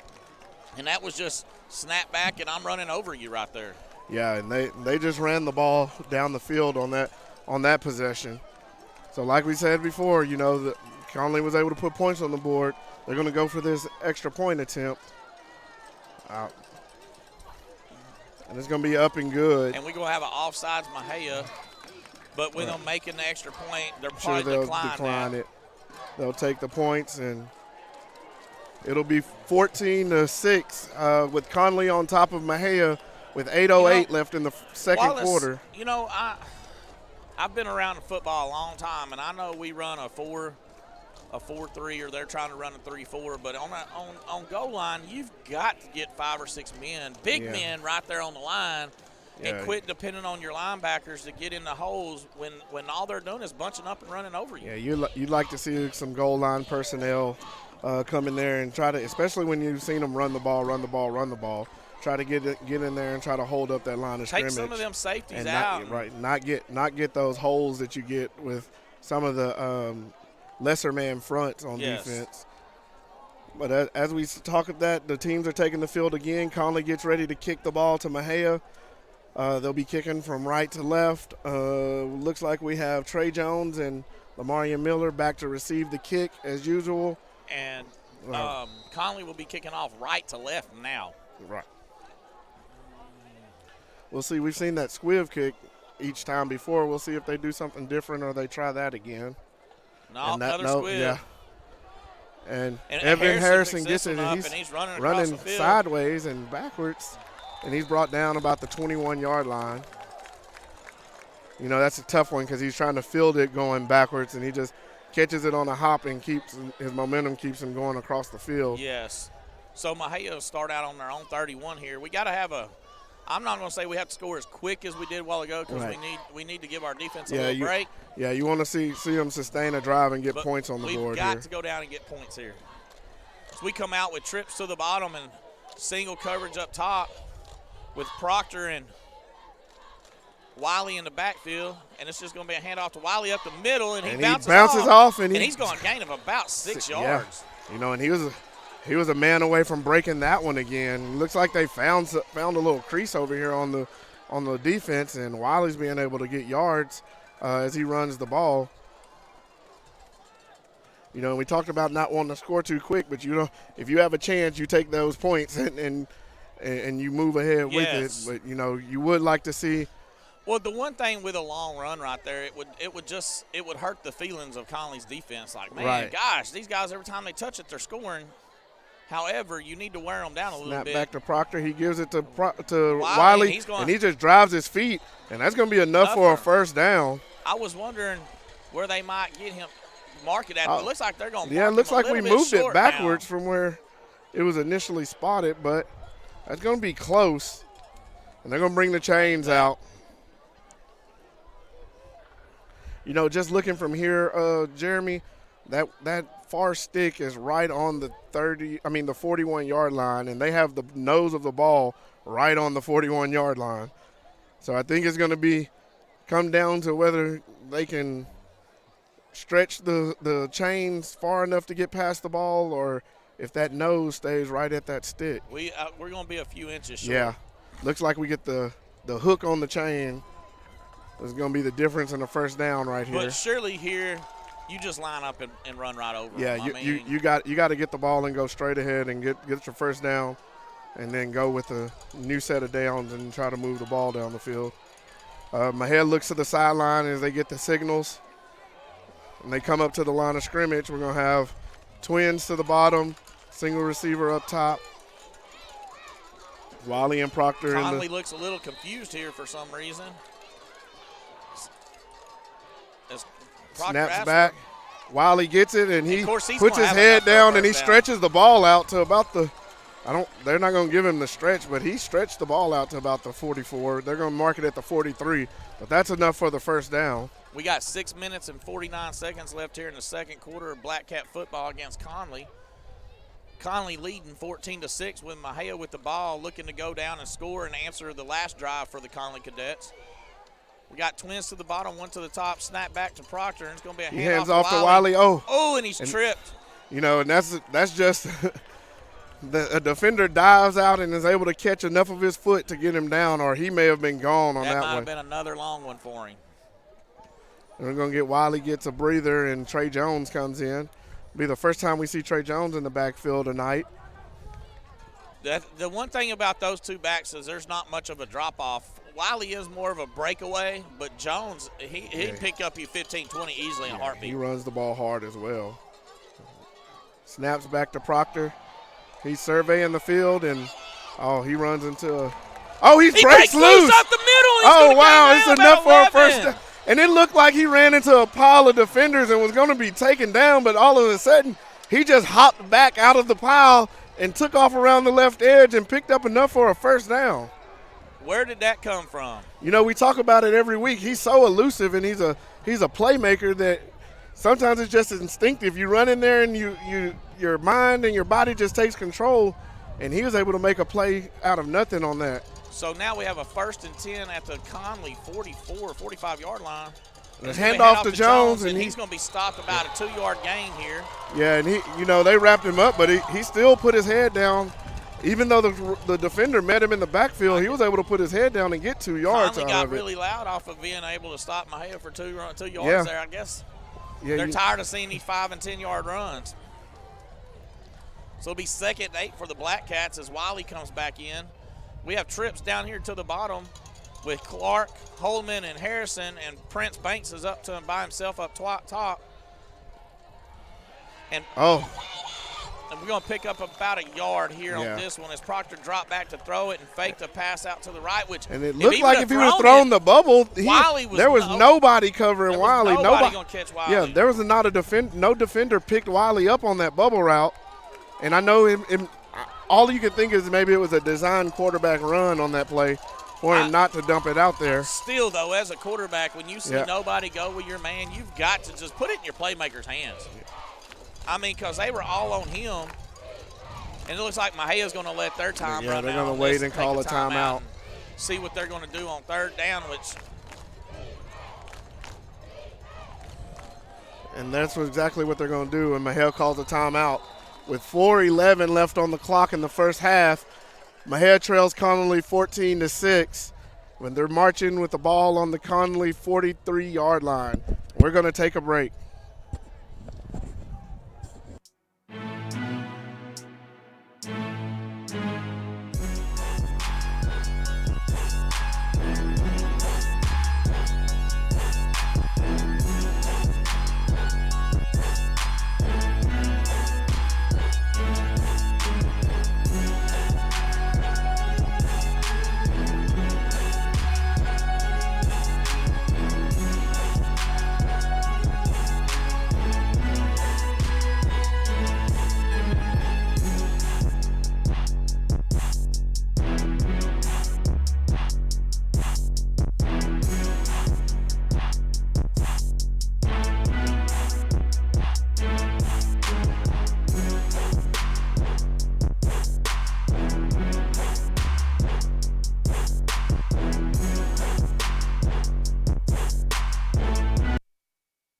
Black Cat Field. Mejia's got a 3rd and 7 here.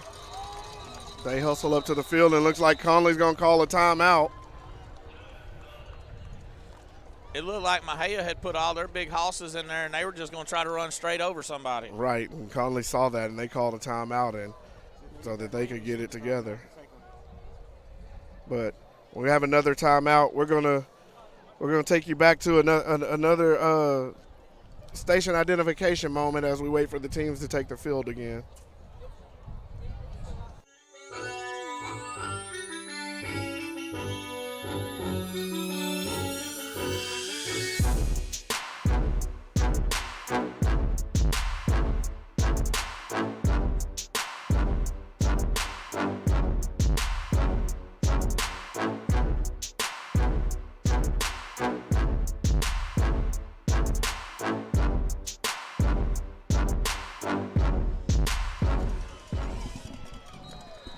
Every big boy out there. I think, yeah.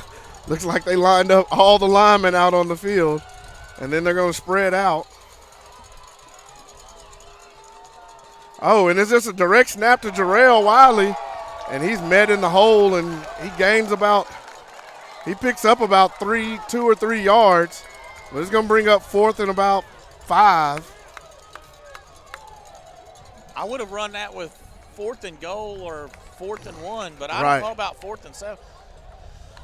And Mejia's going to bring out their punt team once again. Yeah, you know, in this part of the game, you're down at about between the 40-41 yard line. And Conley's just going to leave their regular defense. You may take your chances in trying to go pick up a first down.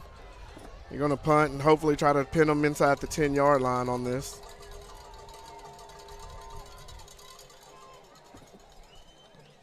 That's a good kick. It's going to turn over. High kick, and it takes a Mejia bounce down inside the 10.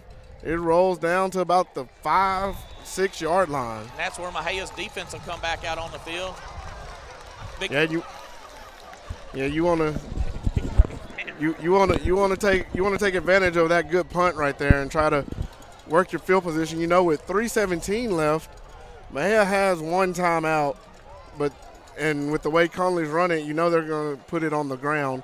They can come up with a quick stop here. They may get the ball back before the end of the half. Well, the one thing that we've seen all year long, too, with Mejia punt return is Holman is just, 1 or 2 just shoestring tackles away from taking it to the house.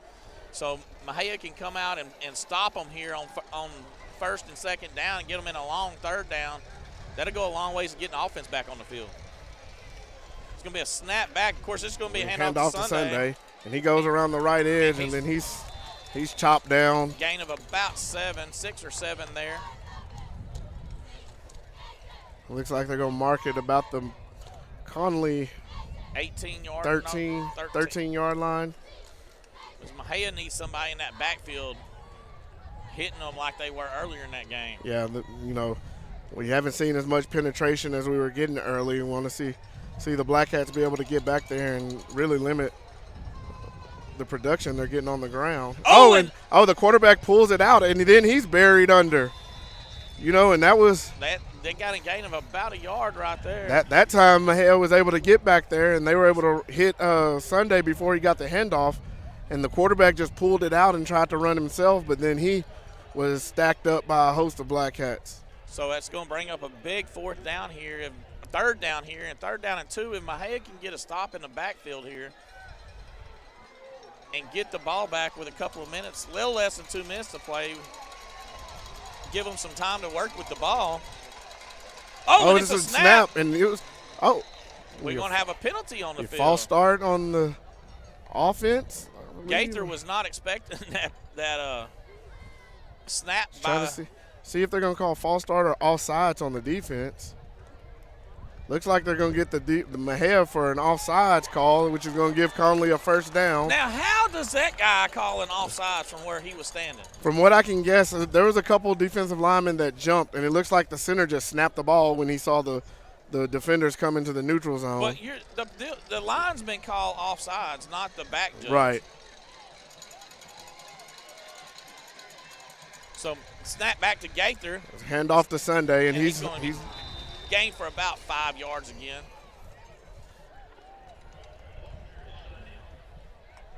Yeah, and he's just really just putting his head down and falling forward right now. As Connally comes to, they're going to speed up their offense a little bit here. Yeah, you got to think they want to try to get it down the field before halftime. And Gaither's going. Oh, and he slips a tackle, but then he's brought down, and he'll get a first down on this play. Mahead needs to hold Connally on this drive because Connally will get the ball starting the second half, and you don't want them to be able to put up points now and then come out and get the ball with a chance to put up points again at the start of the second half. So as the clock continues to roll here with 1:20 left, they don't look like they're in that big of a hurry here. So you have to figure that they have something drawn up, and they're going to keep trying to gash you on the ground. And just a handoff up the middle to Sunday, and and that was a stop there by number 30, Jawan Wright, but he slung him forward for about another yard or two. Yeah.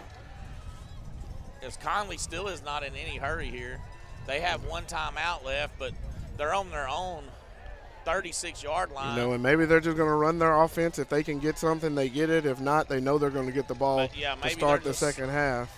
If we bust one, we bust one. Oh, and they're going to drop back to throw it this time. And there's a pass, and looks like the Mahead secondary got turned around, and they were able to complete a pass that time for a first down. That'll stop the clock momentarily with 25 seconds left. That was really confusing on how that happened because you had two cats right there that didn't go for the ball at all. Looks like they ran into each other, and then the receiver was able to catch it. So we get a snap back to get this Alejo in the game, so we should be expecting passes. And look, if you're looking up, that ball's in your hands, Miller. Yeah, and that was an errant pass from the quarterback, and the receiver wasn't able to bring it in. And that was Cooper pressuring him once again. Yeah, and right here, if 10's going to be in the backfield, you got to bring pressure at him because you know he's going to look to try to throw the ball. And they bring 10 out, and looks like they're going to go back to their normal offensive set. You know there's got to be some kind of trick play here with 10 seconds left. I mean, they're going to do something. And they go back to the swinging gate, and Mahead runs all of their defensive linemen out. And you know all they're going to do is they're going to snap it and give it to Sunday or lead, and then he tries to throw it. Oh, Sunday takes a big hit from Cooper there. Yeah, and they tried to run a little trick play out the swinging gate and throw it over the top, and the defender was able to get his hands up. Looked like Terrell Kennedy get his hands up and deflect the ball. And as they were going for it, Cooper gave Sunday a good shot before he could try to bring that tip ball in. Looks like Conley's going to take a timeout as the time runs down. Yeah, you gotta suspect they're trying to let their guys catch their breath, and they're going to try to draw something up for the last play of the half. And we'll have a third down and 10 from the Mexia 39-yard line when we come out of this timeout. And it looked like Connally was trying to run the ball and Mexia was stacking them up. Then they got the big pass play, but the Mexia defense has done a good job on this possession right now of not allowing them to keep driving it down. Honestly, if you go back and look how this drive started, Connally kind of stalled their own selves here. Yeah. They would have been in a little bit more of a hurry-up offense. They could probably be a lot closer to the end zone than what they are right now. Yeah, and one thing, just watching the first half, Jeremy, it doesn't look like Connolly's that big of a passing team. It looks like they rely on the run, and when they really want to get into passing downs, they bring in another quarterback, which kind of gives you an idea of what they're going to do. And right now, as we look down on the fields, the teams are starting to come back. Mahead's going to come back on the field. Connolly's going on the field. And we just look at the personnel they're bringing out, and I see number 10 for Connally moving back out. So you have to expect that they're going to try to throw the ball down the field on this play. Mexia comes out with 3 safeties. They just want to keep everything in front of them. Yeah, and if they do give the ball off to one of the runners, you got to make sure you wrap up. And Dawson Scott, he gets to the quarterback. Oh, and then it's deflected. It's just knocked down, and that'll end the half right there. And we'll go into halftime with Mexia trailing the Connally Cadets 14-6 on this Friday night as we see the two remaining undefeated teams left in the district face each other. We're going to take a break. We'll come back here in a little bit.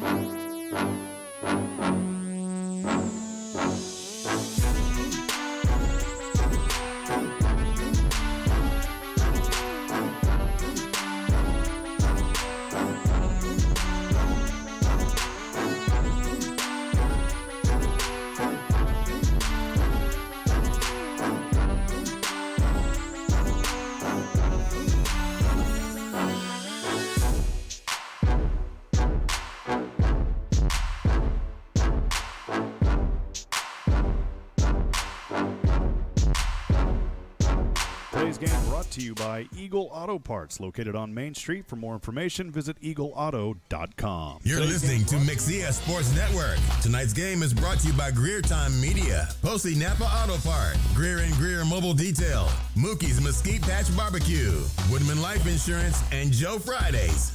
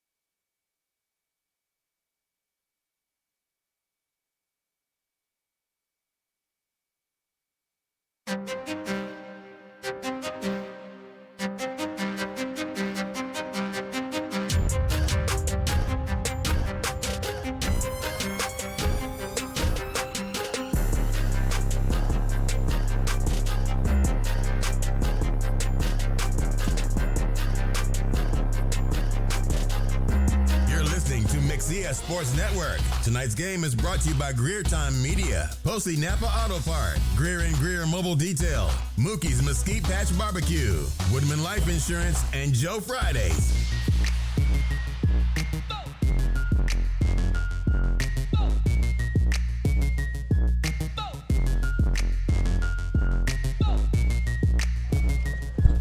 As we come back to Blackcat Field here at halftime, as the Connally band comes out on the field and performing, we're going to go over some highlights from the first half and some scores here at halftime in the area. First, we have Wiley here with 8 rushes for 100 yards and a TD. Jaden Proctor's 6 rushes for 30 yards, and Trey Jones has 1 for 2. We have 2 pass attempts, 0 completions, and we have 3 first downs. Sunday for Connally has 11 carries for 85 yards. Gaither has 8 carries for 45 yards.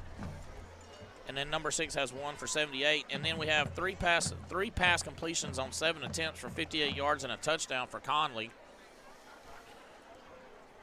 Conley's leading 14-6 here at halftime, as that was some of the highlight players from the first half and some of the summary of how the game's gone. We're going to go over some scores here at halftime in the area. As La Vega's in the third quarter, they're leading Stephenville 14-3.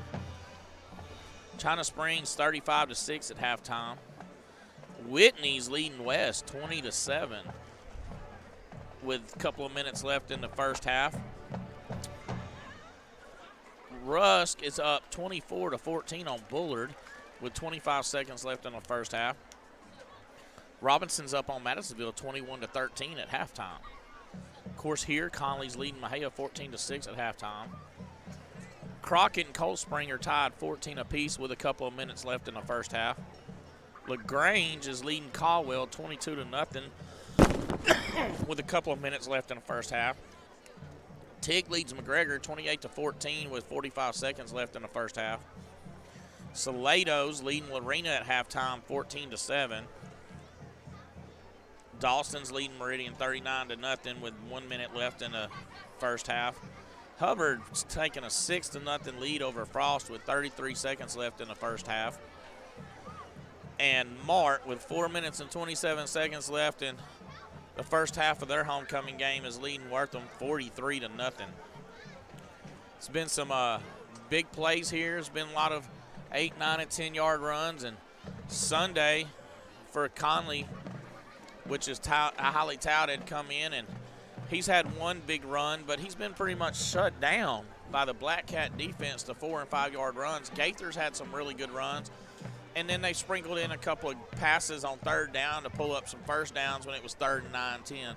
So Conley's come in here and moved the ball like most teams have not been able to move the ball on Mexia, but Mexia has squandered some chances of scoring as they've driven the ball a couple of times and did not come up with any points. And Connally starts out the second half with the ball, and that's going to give them a chance to go up 2 scores.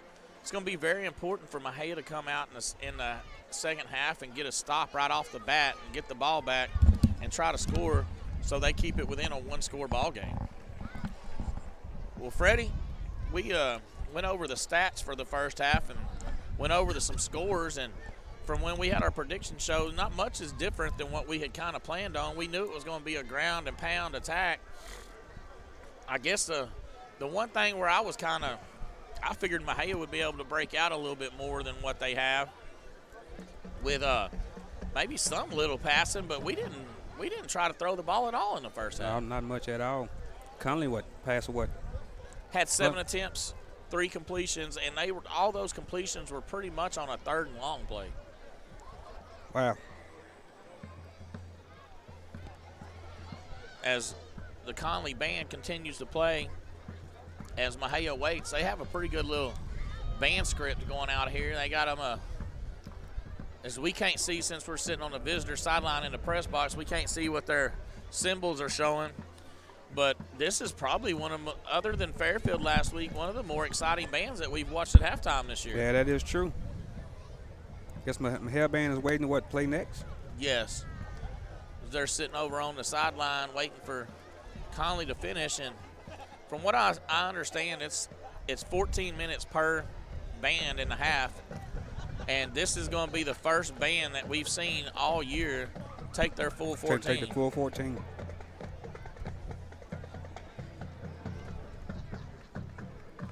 Well, it's been an up and down game here, back and forth. Mexia will get a little momentum, then Connally will take a little momentum. Been some big hits. As we talked in the pregame, hasn't been a whole lot of penalties. There's been a couple that, you know, no matter how much we complain, you think should have been called, but if a quarterback's fixing to get hit and you're jerked completely to the ground and you're not able to tackle him, then you think those are to be called. So, but that's just the way it works. And we did see a first half with, I believe there was only about 3 penalties called in that first half. Yeah, it was.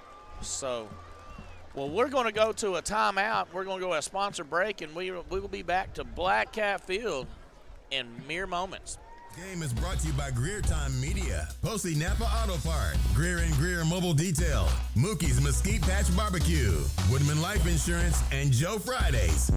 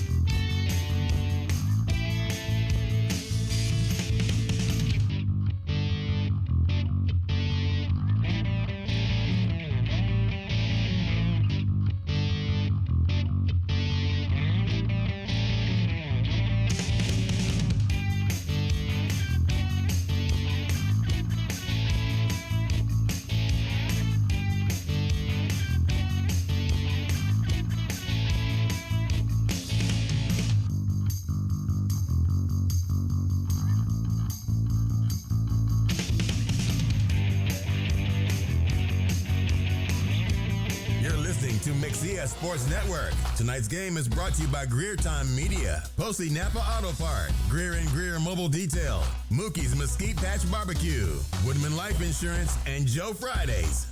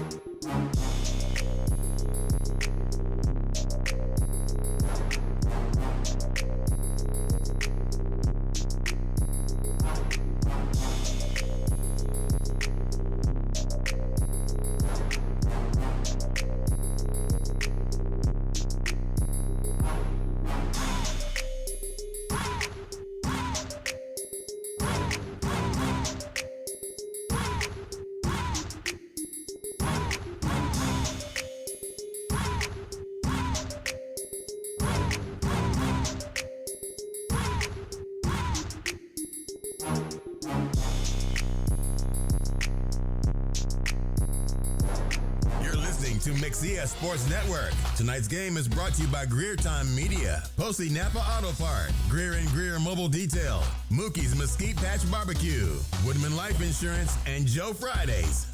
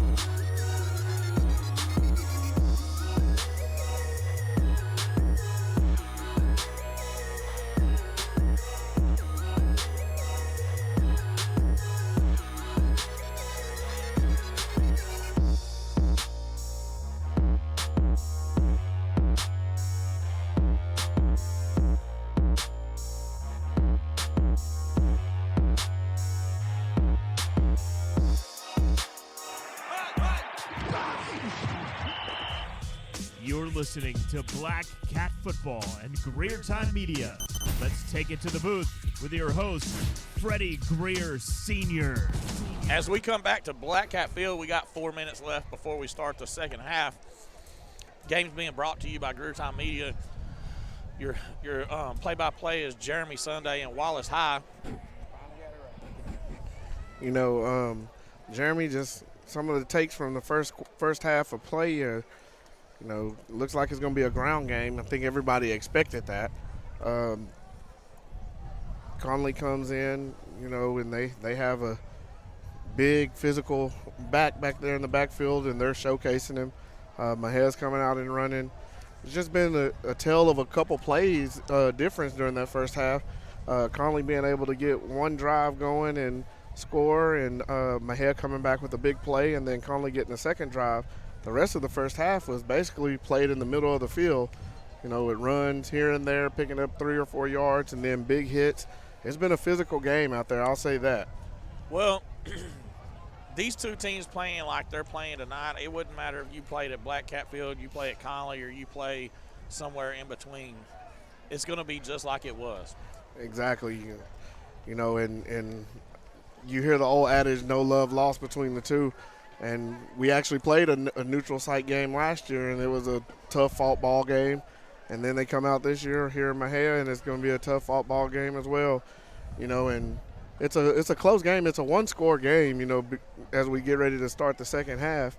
And it's gonna be big for Mejia to come out and hold Connally on this first drive, as Mejia will have to kick it off to Connally as they deferred at the kickoff, and Mejia took the ball. So you don't want to let Connally come out and get points on the board and go ahead of you by 2 scores. So we're going to see if the Black Cat defense made a few adjustments, got a little rest, come back out with that energy they started the game with, make some plays, and keep Connally off the scoreboard. Well, the biggest part of big games like this is that turnover battle. And the one thing we seen in the first half was both teams put the ball on the ground, but they were lucky enough to come up with their own fumble recoveries instead of handing the ball back over to the other team.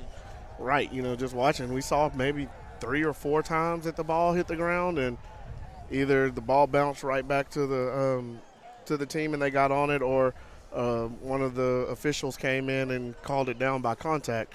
But, you know, with the big hits, the physicality, those balls are coming out of there and they're rolling around, and it might just come down to seeing, you know, a ball get out there and the opposite team being able to pick it up and take advantage of that play. So what Mejia needs to happen here is right off the bat is kick this ball off, either recover it on a kickoff, because they almost got the last one they kicked off. Right. Or come out and get Connally off the field quick. Yeah. You know, that was another thing we saw a lot in that first half. Mejia would hold Connally, and they get them in 3rd and 4, 3rd and 6, you know, 3rd and long situations.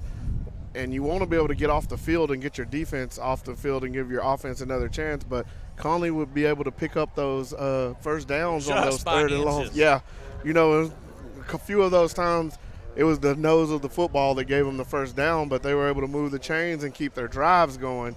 So we want to see Mexia be able to get off the field and let their defense get a little bit more rest. Well, Mexia has entered the field.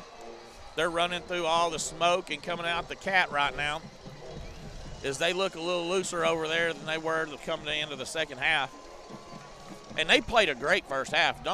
By no means, when we talk about the stats and stuff, they bowed up to the number one team in the state right there in the first quarter. They bowed up and gave them all the first team, the number one team in the state wanted in the first half. Right, and the Blackcats are going to have to come out the same way. They're going to have to come out tough and stiff on defense and hold Connally, because just looking at some of Connally's past games, it seems like they're able to pick it up a little notch in the second half. So you want to see Mexia pick it up as well and continue to go toe-to-toe with Connally. Well, there's not much difference in these two teams that I can tell really right off the bat.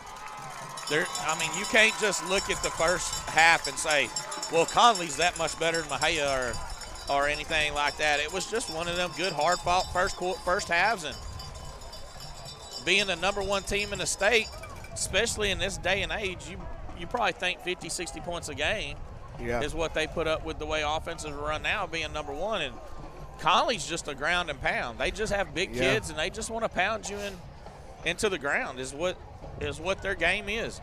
They have some really, really good athletes back there in the backfield. They have some big kids up front.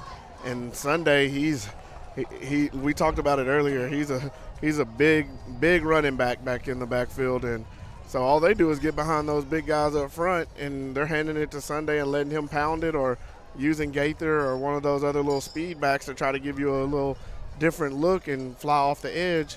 There hasn't been, a lot of fast-paced, throw the ball around. We're not seeing that. We're just seeing line them up and play smash mouth. Sunday's a big back, so when he's running the ball, if he's falling forward, he's gaining 2 or 3 yards just on his own, as big a back as he is. And Mexia's going to tee it up. And Mexia will be kicking this ball from right to left. And they're in their red jerseys, down 6-14 to the Connally Cadets, as Martinez is lining up his kick here. And we have a blown whistle, as somebody was not ready. That's kind of an odd call here. He's delay a game on Mexia. That is something you normally don't see, is a delay a game on a kickoff. Right, on the opening kickoff of the half.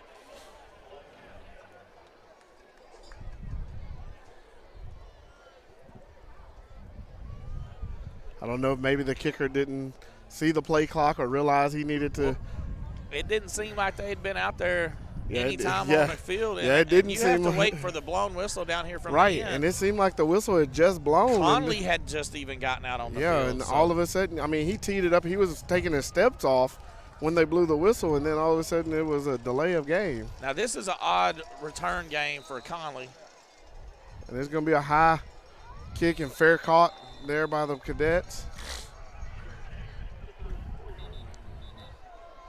As Mexia tackle, or they have a fair catch on about the 34-yard line. I keep hearing whistles. I know, out that's there, why I was like, looking. What's going on? I didn't see any penalty flags come down, but we kept hearing the whistles blow. I thought I heard a whistle before the kicker ever kicked the it ball. looked like when he was approaching the ball, the whistle blew again. And the officials are meeting in the field. Looks like they're going to set the ball at the 34. It'll be at the Connally 34, where they'll take over for their first possession of the second half. As we have Gaithers back out at quarterback for Connally, with Sunday in the backfield with him. And this is Conley's regular offense that they've run most of the first quarter. Man in motion here. He's going to set up down here to the bottom and let him get set. Snap back to Gaither, and it's just going to be a straight Wildcat run. He's going to gain about 4 yards, 5 yards on that. He falls forward for about 6. Well, looks like they're going to mark it back about 5 yards. And, I mean, that's just a straight Wildcat runs, all that is. You know, they're just snapping it to the quarterback, letting Sunday and the up back lead block for him and trying to get him some yards around. You know, and that's what we talked about at halftime we expected to see, because they were kind of successful with that during the first half, trying to get some extra lead blockers and pick up yards on the ground. It's going to be a snap back and a fake. He pulls it. Oh, and he throws it downfield, and Mejia's there. And hey, that looks that's like got to be a penalty on the offense. That should have been an offensive. Oh, and there then we it comes. Why does the line judge have to make that call when a back judge is right there on the play? Yeah, that's not a good look for that back judge, who's standing maybe about 5 yards from the play. The flag came in all the way from the line judge, who's probably about 50 yards away from it, where the ball was thrown up for grabs, and the defensive back just went up to catch it for the interception, and the receiver grabbed his pads and yanked him out the air. Yeah, that was Lamari Miller going up for the interception, and, I mean, just drugged to the ground.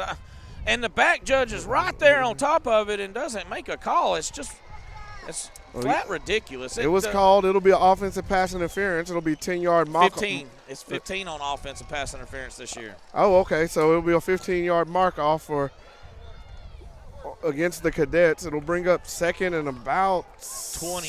Yeah, 19 or 20. And so the ball will be placed on the Cadet 25-yard line. This is what Mejia needed right here, is to get them behind the sticks on this first drive. So it's going to be a Gator, and he's just going to hand off to Sunday. And they didn't wrap him up. They forced him out of bounds. You know, when there was 2 or 3 times where Mejia could have tackled him and brought him down, and the defender just turned their backs and threw the shoulders at him. And he's too big to just try to throw a shoulder at. You're going to have to wrap up and tackle.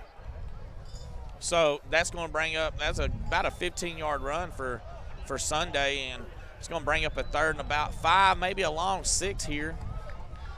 And Mejia really needs to get a stop right here on defense. It's going to be a snap back to Gaither, and it's going to hand off to Sunday. And he finds a hole. He's going to gain about 10 yards. Yeah, and he gets a first down, and he's drugged down. You know, that's what we talked about. You get those long downs, you got to get off the field. You know, you got a penalty there. You backed them up behind the chains, and then you let a big play happen, and then they pick up another big run, and they get a first down. When it was second and about 25, about 20, and then they end up with a first down out of it. Those are the plays that you have to be able to make and get that offense off of the field when you're trying to play a team like this. So now it comes back up 1st and 10, and Gaither's just going to. It's just another quarterback power run, and he's out to the side. He's running down the right side, and we're not tackling again. You know, we're pushing out at about the 11-yard line, but he didn't even try to tackle him. Yeah. He just hit him with his shoulder pads and stopped. And right now, Connally's looking more physical. They're running, and they're throwing their shoulders and their pads into the Mejia defense, and Mejia's just reaching out and grabbing and pushing, and instead of running through and tackling. And looks like Connally's just going to try to wear the Mejia defense down, let those big bodies lean on you, and keep running with those big runners in the backfield. Well, Connally's knocking on the door again here on about the 12 or 13-yard line, and Sunday has the stopped ball in the back. Oh, and then he's brought down. That's going to be by number 2 for Mejia. Terrell Kennedy. You know, and that's what you have to have against a runner like that. You just got to go in and put your helmet and your pads on his thighs and wrap up those legs and bring him down. So back up to the regular offense. Gaither's going to just run around the right end, and they're just knocking Mejia's defense to the ground right now. And it's not just looking at it. It's not that they're knocking them to the ground. It looks like the Mejia defense line is trying to cut block the offensive line, which takes away the defender, and then they're just running around the edge. Well, we're going to have a first down and goal to go here from about the 3-yard line now, and Connally's just lined up and said, we're going to run it at you. Yep. If you stop me, you stop me.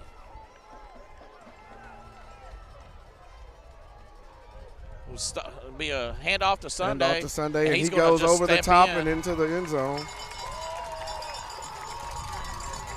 And that time, Connally just ran the ball at will. They lined up and said, hey, we're in the position we're in for a reason.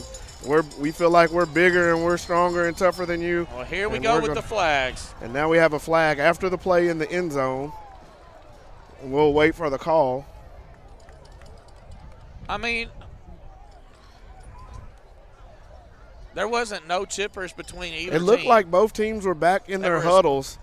I'm not sure what was going on, if something was said, but Mexia had their defense over towards the huddle on their side of the ball. Connally's players were walking back to their huddle, and I'm not sure what was. Oh, I'm sure one of the football we have players. a personal foul against Mexia. Sure it was a cuss word or something, you know. And it'll be enforced on the kickoff, looks like. Running our mouth at somebody or. You know, you got to keep your head. You've given up the score already. You don't want to turn around and give up a penalty after. You know, things happen. Tempers are flaring. Emotions are blazing at this point, but you have to be able to be disciplined and keep your head. So snaps back, kicks up, and it's good for the extra point. That brings the score to 21-6. Connally on top of Mexia with 9:36 left in the third quarter.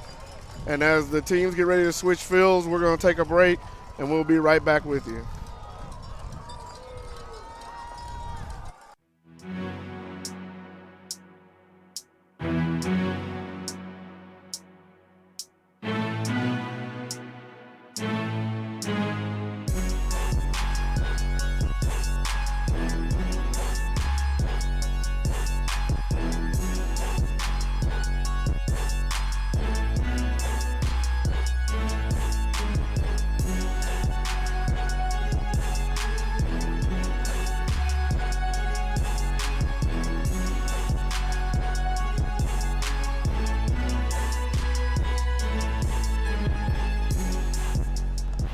Well, as we come back to Blackcat Field, Connally will be kicking off from left to right. They'll be kicking off from the Mexia 45 since there was a personal foul on Mexia after the touchdown earlier.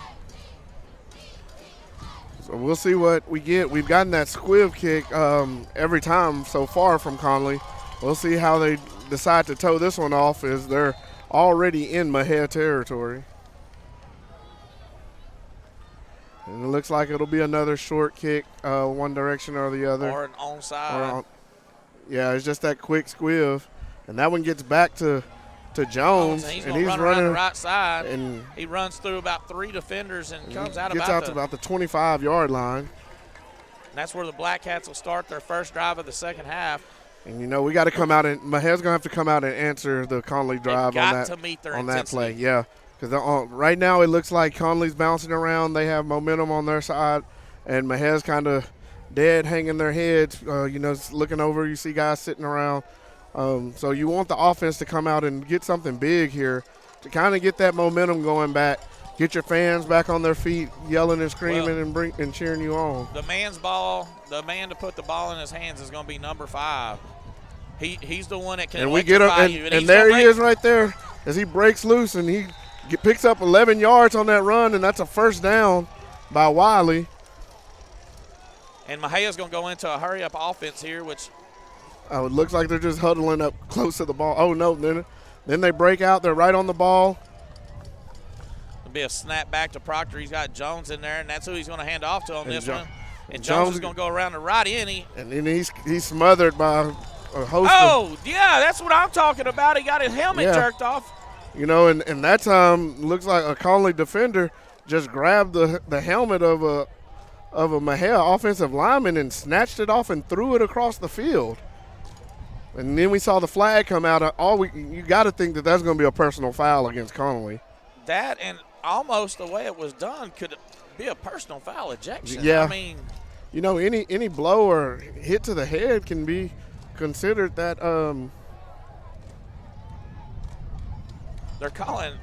He's calling horse collar. I'm not sure how you call horse collar against a lineman. It's still 15 yards. Yeah, it's a 15-yard penalty. It was a blow to the head. Huh?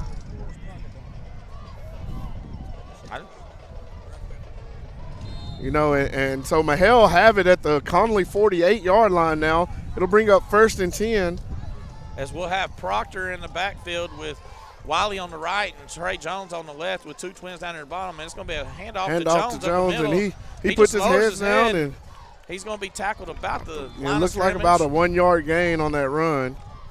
There's lots of hooping and hollering Yeah. going on down there. So looks like there may be a lot more 15-yard penalties to come the way these two teams are acting. Right. It's after just about every play, you see a little extracurricular. Somebody saying something to the other team, and So now they come out with Jones on the right and Wiley on the left, and we got twins down here to the bottom. Snap back. And it's going to be a free play because the man was in the neutral zone, and it's going to be incomplete pass down the field. But we're going to get the offsides call against the Cadets on that. So that'll be just a no play there. He was trying to throw to Holman deep, knowing that he had the offsides there. So that was very smart by Proctor. Yeah, it was a real smart play. You got a free play. You try to take a shot deep and see if you can get what you get, because you know even if something bad happens or something you don't desire, you're going to still get yardage out of it. Going double tight here. Bring up. What do we got? Then we got, the ball was misset, so they're going to fix that. It'll bring up second and about a long 4. We'll say 5. And then we have another whistle. Oh, they're just restarting. And we're resetting the play clock.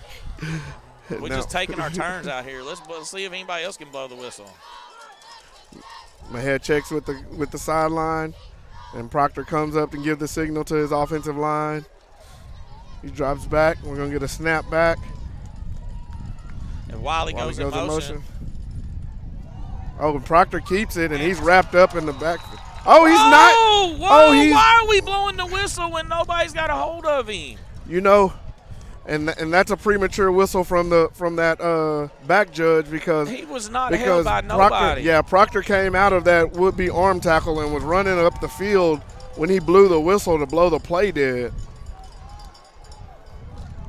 Once again, Wiley's coming out on a bubble screen, and nobody's going with him. I mean, you would think one time we would just turn and throw it to him and let him run up the sideline because nobody moves with him. It's like they know, we know you're not going to throw it to him. Well, they're in man coverage, and they only have one. And Proctor keeps it, and he's drugged down again. It's going to bring up fourth and about 8. You know, they're in man coverage, and so those receivers are running out. Why and we it's refuse leaving. not to throw a football on this team anymore. I mean, last week we had 140 to 150 yards of passing offense, and we come out this week and our wide receivers are 3 to 4 inches taller than their DBs, and it's one-on-one. Let's just go. Have somebody make a play for the Black Cat offense. And this Banks back for this kick, and it's going to be a deep kick, and one's going to return it. He's going to return it, but he's surrounded.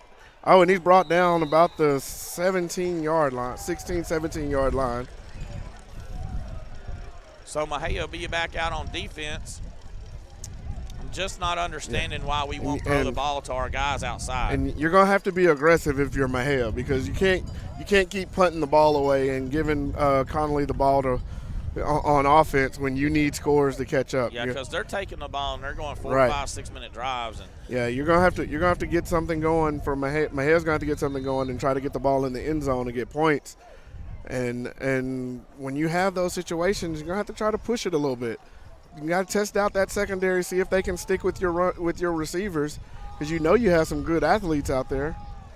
Conley's going to come out. We have Gaither in the backfield with Sunday flanked to his right. Just going to be a straight handoff to Sunday.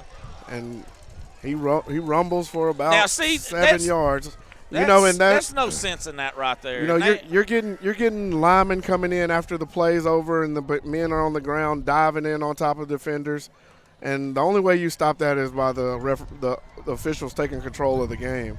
Sunday hit that defender in the head a couple of times while he was on top of him. I mean, we need to get somebody in the backfield and get them stopped before they get momentum going. Right.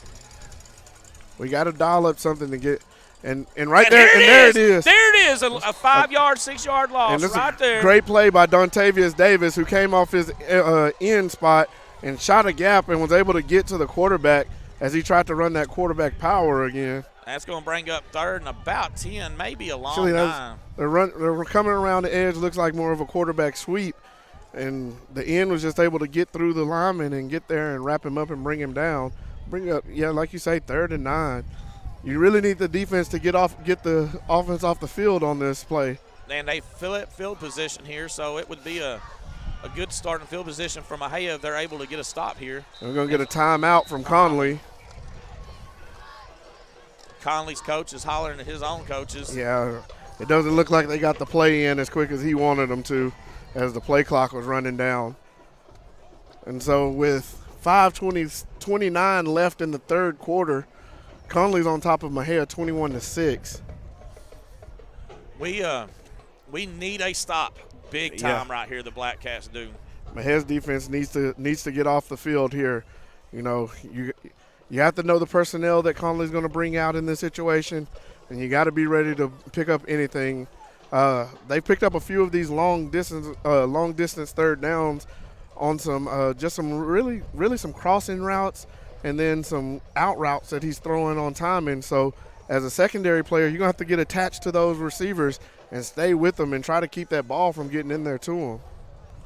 So they'll come back from the timeout, and Mexia's got their regular defense in, and Conley's coming in with twins to the bottom here, and just their regular offense on 3rd and 9.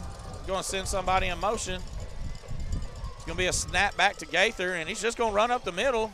And he finds a seam, and he rumbles and stumbles for a first down, and that's what we were just talking about. You got to get off the field on those plays. Mexia gives up another 3rd and long there. And that was just a straight wildcat, the quarterback run over the left-hand side that they've run when they needed yardage tonight. So now Sunday's on the right. It's going to be a snap back. And Gaither just keeps it and runs.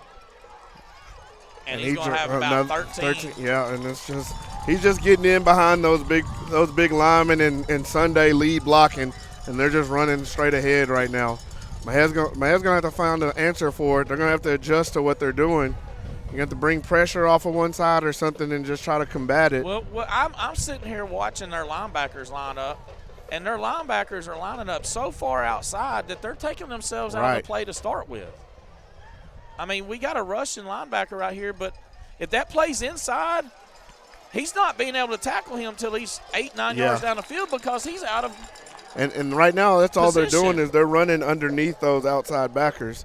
And then they're up the field, and like you say, they're picking up 6, 7, 8, 9 yards before we can get them down. By the defense that Mexia's running, they're not giving themselves a chance with the Wildcat formation that they're running on because it's like they're trying – you would think by the defense Mexia's playing is that they've been running outside all day. Yeah.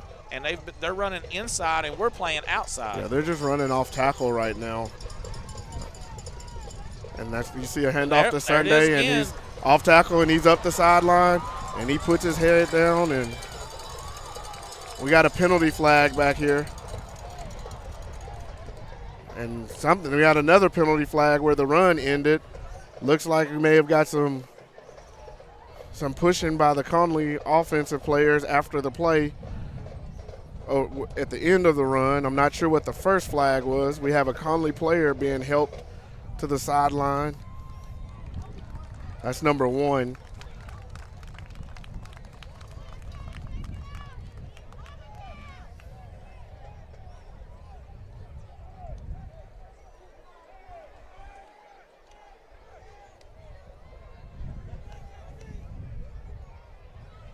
As they figure out what's going on here.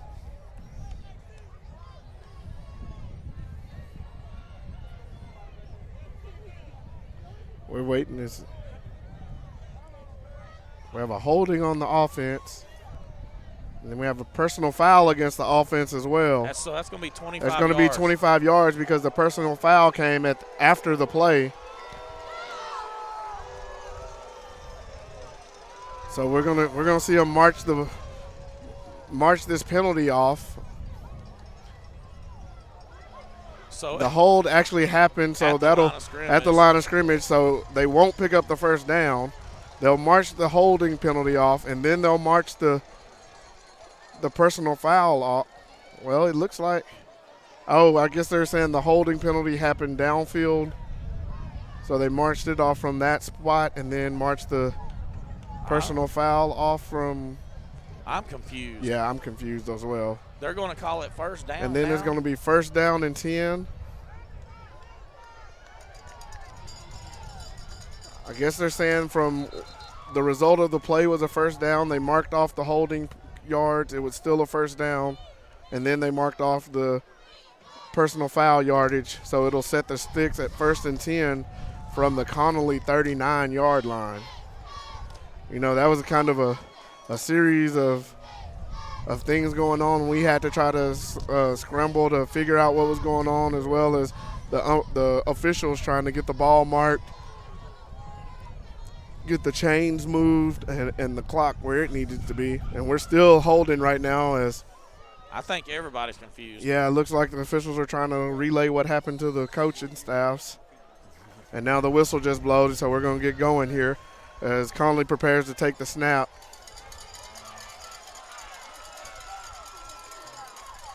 It'll be quarterback sweep again, and he's just inside the just same play. Right, yeah, they're just running right off the right tackle's butt and cutting up field, and that's a 7-yard pickup by the quarterback. I mean, they have run the same play 4 plays in a row. Yeah. I mean, right now they're just loading up and saying, "Hey, we're bigger, and we're tougher and stronger, and we're gonna make you try to stop it. And until you do, we're not gonna change anything."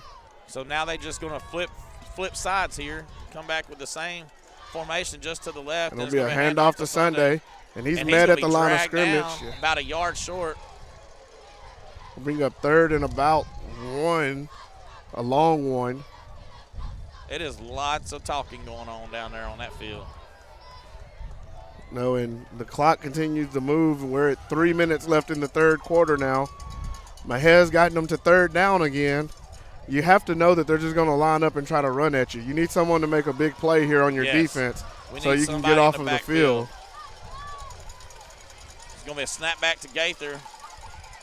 Oh, and he catches a hole, and he's out across midfield, and he's up to about the 43-yard line of Mexia. It'll be a first down for Connally. You know, and those defensive players from Mexia have to be gassed, but when you have a chance at a third and long, you got to get off the field. Got to get off the field. You know, and since Mexia was at that point, you know, at the beginning of the drive, Connolly's probably ran about another 6 plays, which takes a lot out of you as a defensive player. Here comes another snap from Connally. They're going to just line up, and they're going to They cut everybody. Quarterback. Gaither's going to break down the sideline. And then he's pushed out of bounds. As Connally just continues to run the same play, they're running a wildcat, and it's either a straight run by Gaither up on the right side, or it's going to be a handoff to Sunday. And yeah, it's really not a wildcat because Gaither is the quarterback. They're just snapping it to him and running straight quarterback sweep around the edge. And right now, Mexia hasn't had an answer for it. They're just coming off, and Connally's knocking them down, and the runner's finding a hole and just running upfield. And that time, and Sunday breaks a tackle in the backfield, and he's drugged down about the 3 or 4 yard line. That time it was just a handoff straight to Sunday. Big Eric Medlock was in the backfield with him, and he wasn't able to get his arms around Sunday, and he pulled away from him and had a big gain on that one. Bring up first and goal from the 3 yard line. So Cadets are knocking on the door once again. It's going to be a snap back to Gaither here, and he's going to hand off to Sunday. He's going to run around the left end, just straight into the end zone for a touchdown for the Cadets. And that's going to bring it to 27-6. Cadets over the Blackcats. We'll get set for the point after attempt. Looks like we have a Cadet player down on the field.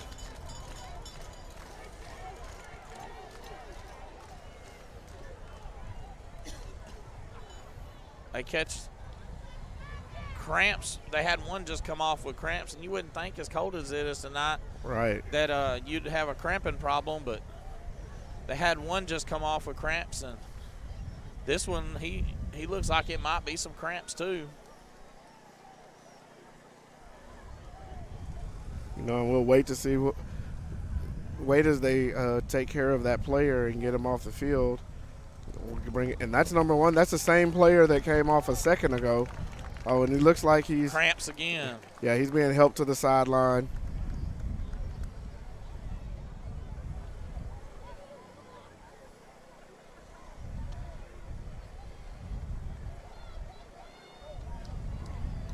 And you just want to hope that that young man, no matter who it is out there and you're playing, and you got to remember that these are young men, and you want to hope that everybody is able to get off without anything serious being wrong with them. A couple of his linemen come and pick him up and carry him off.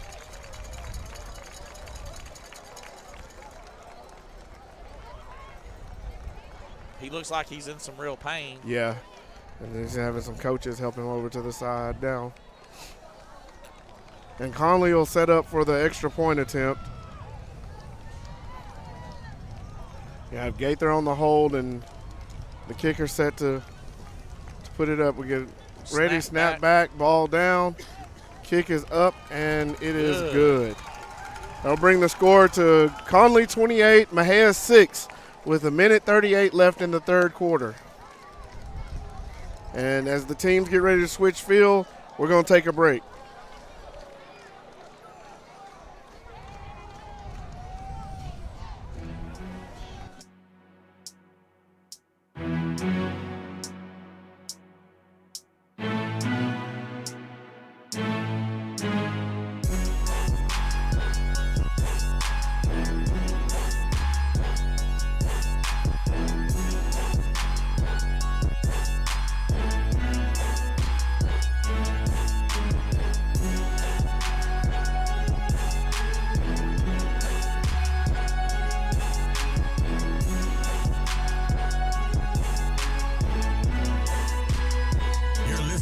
Mexia Sports Network. Tonight's game is brought to you by Greer Time Media, Posey Napa Auto Part, Greer and Greer Mobile Detail, Mookie's Mesquite Patch Barbecue, Woodman Life Insurance, and Joe Fridays.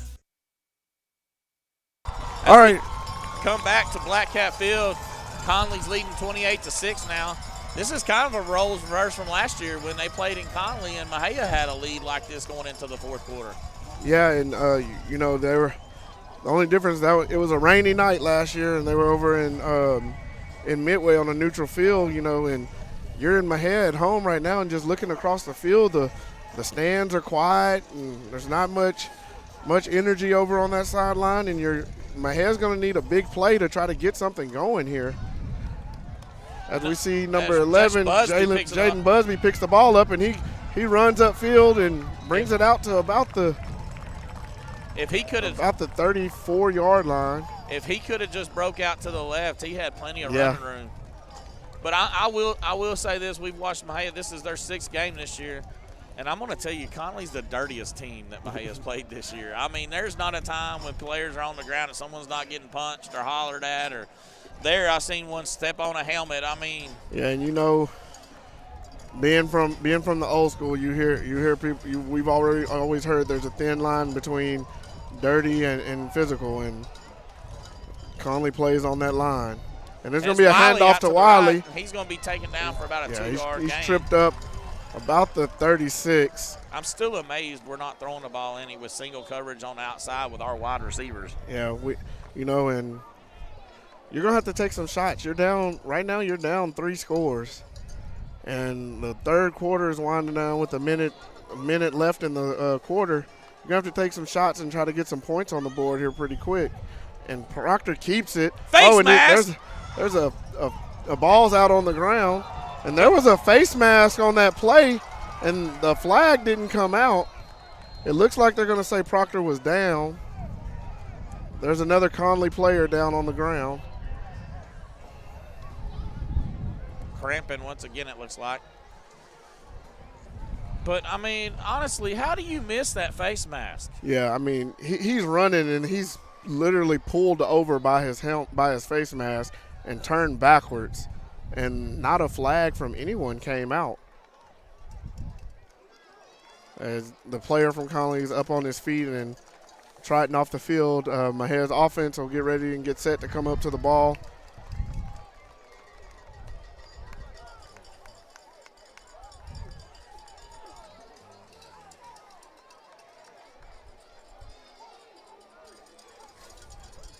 Well, Proctor's in the back and Wiley's beside him. Mejia's got two tights. A man on each side. Single coverage. Snap back to Proctor as a handoff to Wiley. No, Proctor he keeps it. He's it going to go around the around edge, it right in. and he gets out and he picks up a first down. The problem is we might pick up 9 yards there, but we need about 10 points right now. Yeah, you know, you really need to put points on the board with this drive right here if you're Mejia. Because you're down 3 scores, you're going to have to get points. You're going to have to go into the fourth quarter looking to try to come back on the Cadets. So you want to put points up here and put them up pretty quick to give yourself a chance for more possessions as the game starts to run out. Ideally, it'd be perfect to score on this before the fourth quarter starts. We're going to get motion across by Harrison. Snap back. The handoff to Wiley. And he just keeps turning his legs for a gain of about 4. Mejia's going to hurry up to the line of scrimmage if they keep the same pace going that they've been going. You'd like to see one more play, if you can, before the end of the quarter, and give yourself a chance to as many plays as you can get in the fourth quarter. And they hustle up to the line of scrimmage with 5 seconds left in the quarter. Send a man in motion. Snaps back. And Proctor sees it clear out, and he just takes off running. Oh, and he throws it deep, and it's caught by Holman, and he pulls away. He's down to the 5-yard line. That's what I've been saying all night long. Yeah, let your playmakers make plays. And at that time, Proctor just threw it up and let Holman go up and be an athlete, and he out-jumped the defensive back and pulled it in, and then pulled down to about the 5-yard line. Let your playmakers make plays. That's what good teams do. And that'll bring up the end of the third quarter. So as we go into the fourth, Connally's on top of Mejia 28-6 with Mejia knocking on the door. So as the teams switch ends of the field, it'll be Mejia's ball, 1st and goal on the 5-yard line at the beginning of the fourth. You know, Jeremy, I know we've been talking about it, and that time we finally saw it. We finally saw Mejia throw a pass down the field. We've been wanting to see them try to take advantage of the secondary, and that time they did, and it worked out to Mejia's favor. So maybe we'll see more of that in the fourth quarter, and Mejia will be able to move the ball and get some points on the board as they're in prime scoring position right now. It'll just be if they can finish this drive and get in the end zone. We'll go over some quick scores here. Whitney's leading West 35-7 in the third quarter. Robinson's leading Madisonville 35-22. Salato's leading Lorena 28-21 in the third quarter as we come back to play here with Mejia with a 1st and goal to go on the 5-yard line. We have Proctor, Wiley, and Holman in the backfield. Holman moves up to an up back. Now he goes out in motion. Snaps back, handoffs to Wiley, and he puts his head down and he scores. Touchdown for the Blackcats. And the first play of the fourth quarter, Wiley's going to take it in. Mejia puts points on the board as they trot out onto the field for the point after attempt. They'll get into their swinging gate alignment.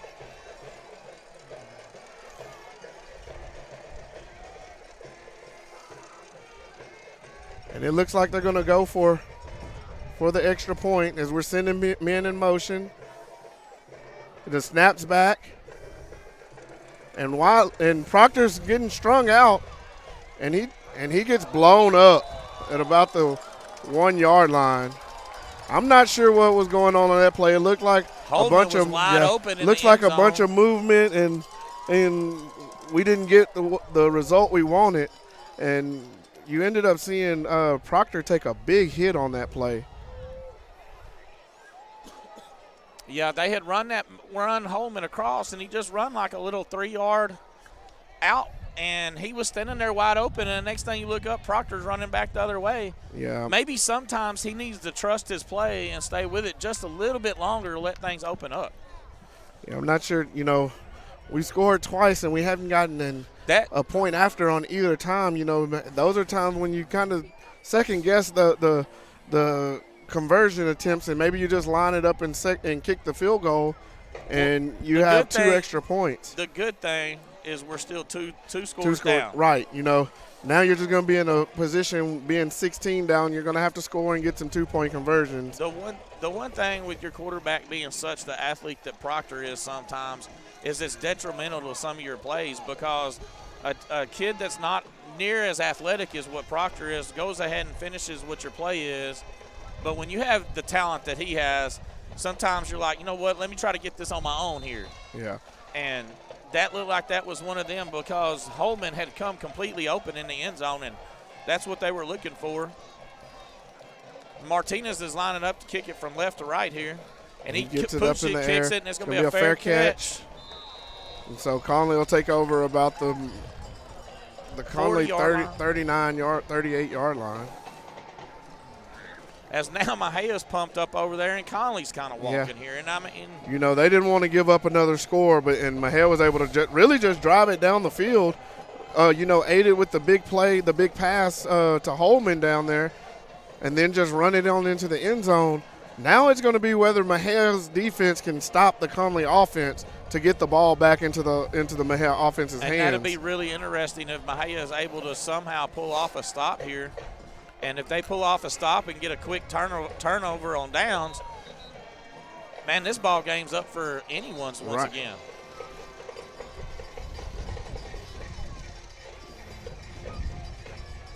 It's going to be a Gaither and Sunday in the backfield for Connally.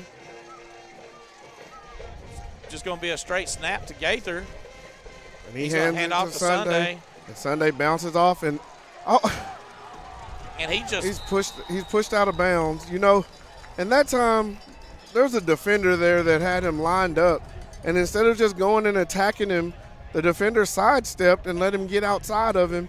And then you want to hold contain and keep the runner inside where your help's coming from, and don't let him get outside. That time Sunday got around the defender and out to the sideline, ended up picking up about 7 or 8 yards on that run. But that was just an odd play, because the one that did that normally is not one of those that does that. He's normally one that just runs right over you. Right, and there was a little movement there, but there's going to be a direct snap to the quarterback, and it's going to be enough for a first down as he picks up about 3 yards on that run.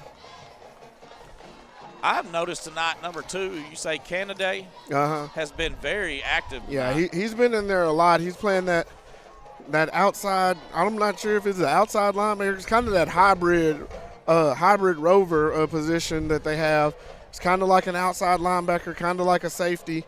He moves around quite a bit. He'll walk up to the line of scrimmage. He'll play back.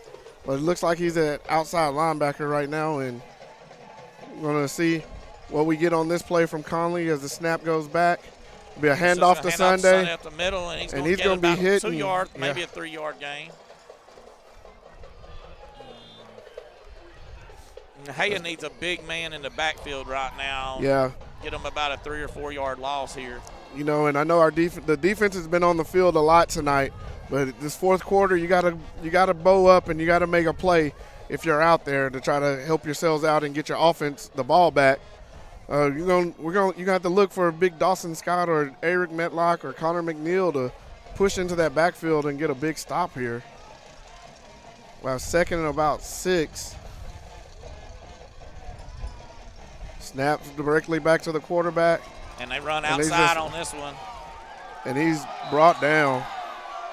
And Connally screaming for a foul. They're screaming for a face mask, but we haven't seen that flag come out tonight.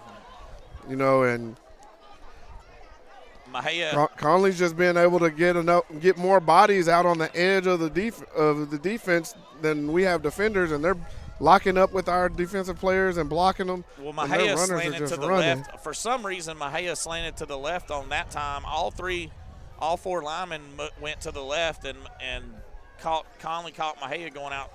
Connally caught Mexia going left and went just outside of him. I mean, there was nobody outside that time.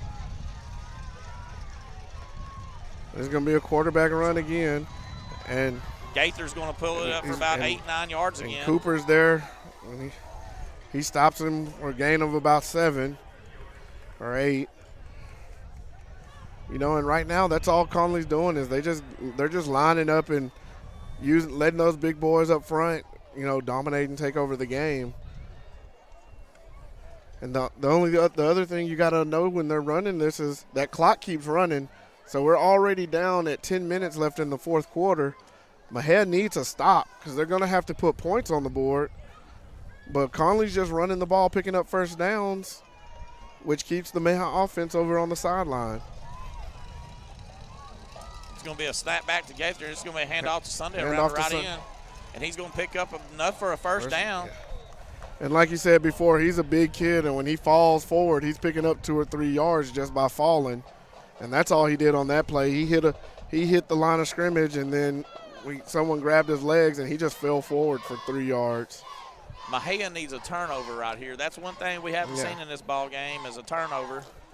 Yeah, this would be a good time for somebody to knock a ball out or the ball to hit the turf and Mexia be able to recover it and try to get a quick, sudden momentum change.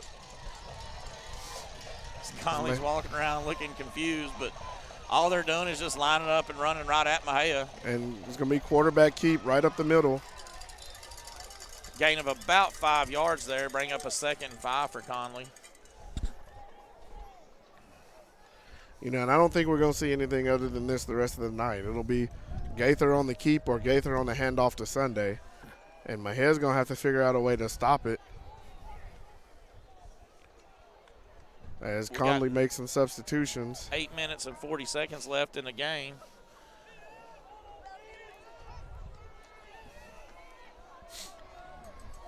And Connally looks like they're just kind of slowing down, letting the clock run down. They're going to just try to milk the clock and run it down as much as they can. Golly. Hand off to. Every defender for Mexia was laying on the ground on up front.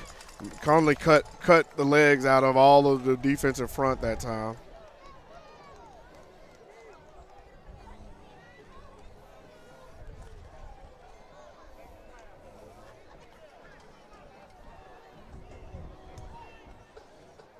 And they walk up, it'll be Connally's ball, 1st and goal from the 9-yard line.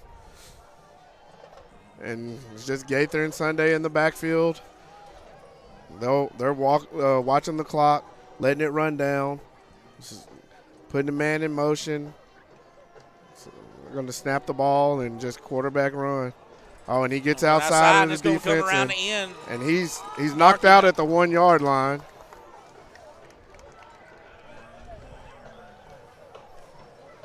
And right now, Mexia just doesn't have an answer for the power run game of Connally. Connally just keeps running one big kid after another out there to lead block for those backs. And right now we haven't even seen a heavy dose of Sunday in this second half. It's just been him being used as a lead blocker for the quarterback, Gaither, as Gaither just runs one way or the other at will. Just going to be a handoff to Sunday. He's going to go around the right end. He puts his head down and goes into the end zone. And that's another Connally Cadet score as Connally moves their lead up to 34-12, pending the extra point. There's 7:37 left in the fourth quarter. So that drive started with about 11 minutes and 40-something seconds left on the clock. And they ran it all the way down to 7:37, you know, just running the ball and letting the clock run down, which is what we were talking about. Mexia needs quick stops on defense because they got to get the ball back. And right now they're going to be down 35-12 with 7:37, and we're going to get Connally kicking the ball back to Mexia and see what the Blackcats are able to do to answer the Cadet score on that possession. As the teams switch field, we're going to take a break and bring you our sponsors.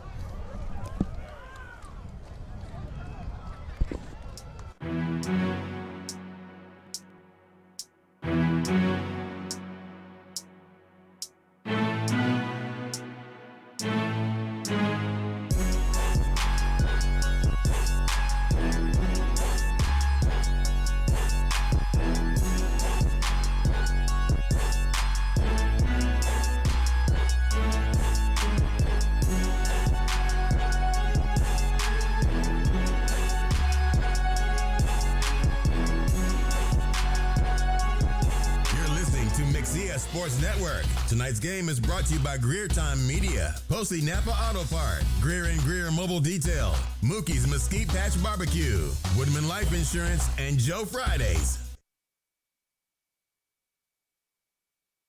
As we come back to Blackcat Field here, as Connally's kicking off from right to left, it'll be Christian. Looks like it'll be Lamarian Miller, and we're trying to bring you the other. At right, it's going to be Jaleel Wright back to return the kick. And there's going to be another squiv, and it goes off the foot, and looks like Evan Harrison was able to get on top of the ball and bring it in. Not really for sure what happened there. Looks like it was a squiv, and B.J. Sunday tried to get it, but it hit his foot before he could get the ball and just kind of shot back out away from him. That's the one thing about a squib coming off that turf. You never know which direction it's going to go. You know, and that's kind of what Connally, you got to think that Connally doesn't want to kick the ball deep to those return men, so they figure that's their best option, and they've done it all night long. Well, Mexia comes back on the field. We're going to have two tight with Holman out on up top. You're going to see Trey Jones run out in motion, and then we're going to get set back up and hand off to Wiley up the middle, and he just keeps turning his legs, and he breaks loose. Oh, and he's up the sideline, and he's go gone all the way. 10-5 touchdown. Yeah, and it looked like they had him tackled right at the line of scrimmage, and he just kept turning his legs and driving that defender until the defender's hands came off of him, and then he tight-roped the sideline and took it on in for a long touchdown run. And that's the last thing Connally wanted to see, because right now, one turnover can change this game. Yeah, and so you're going to see Mexia go for a two-point conversion here, which they're going to basically have to do from here on out to try to get the scoring back on track as they line up. Been snap back to Proctor, and he's going to rolls out. And then he's going to just try to. There's going to be a holding against Mexia, and he's not going to get in there. So I'm sure the Connally will decline the penalty, and Mexia will have to kick off again to the Cadets. And we'll wait to get the official signal. If he would have followed out, Holman broke open again. I'm not understanding why we just don't follow through on that. And they do. Connally declines the holding penalty. After the long run by Wiley, it brings our score to 35-18. Connally on top of Mexia. And now we're in the situation where Mejia's going to have to kick, probably onside kicking the ball, trying to get it back so that they can potentially get a couple more possessions in this game and try to score. If they're not successful on getting the kick back, they're going to have to get quick stops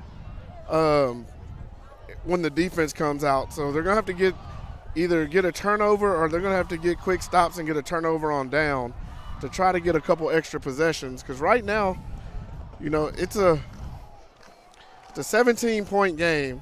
Mexia kind of got behind the sticks with failed point after attempts.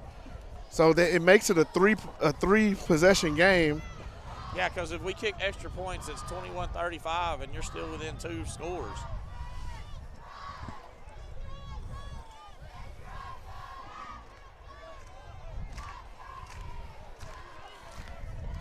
Looking back over this game, where you got yourself in trouble going for two was on your very first going for two. Yeah. That was, whatever was called there, it was not run the way it was supposed to be called. The ball ended up being snapped 10 yards in the backfield. But if you go for one there, then the rest of the time you're able to go for one and keep yourself within two scores. We'll get a kick from Martinez, and it's just and the ball goes 10 yards. We were offsides, though. Yeah, it'll be an offsides call against Mexia. And Connally was able to wrestle that ball away and recover it on the Connally 49-yard line.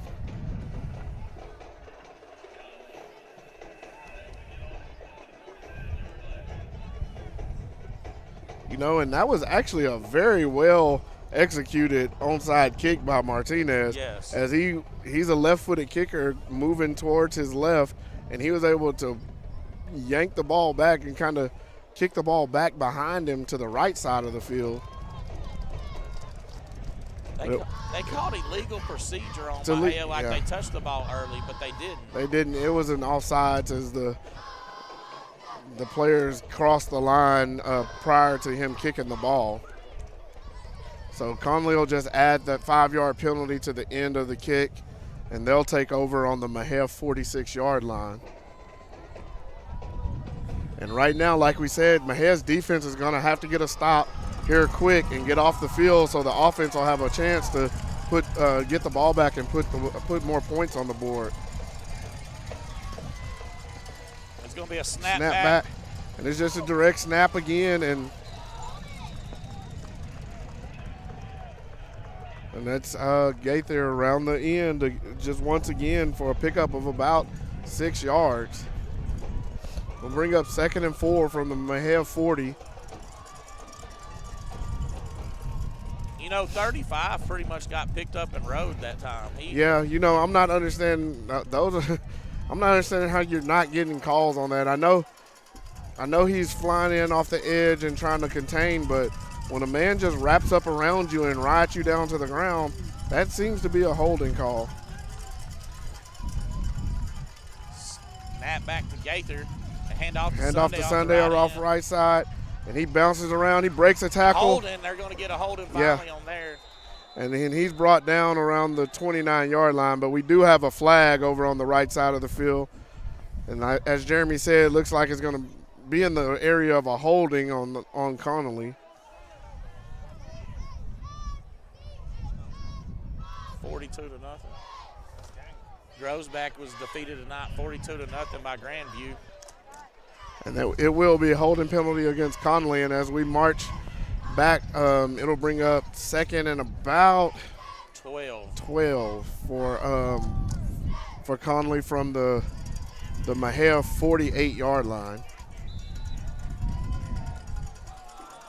As the wind starts to pick up here. And we've talked about this all night. Mejia's defense has to find a way to shut the offense down of Connally and get off the field here. You've gotten them behind the chains again. You need a big play, a big stop on 2nd down to bring up another 3rd and long. Snaps back, handoff to Sunday. There's holding right there on Canada again. He's trying to reach off and grab. Now, how is that not a penalty? There's a Connally player with his helmet off in the face of a Mexia player. He pushes him.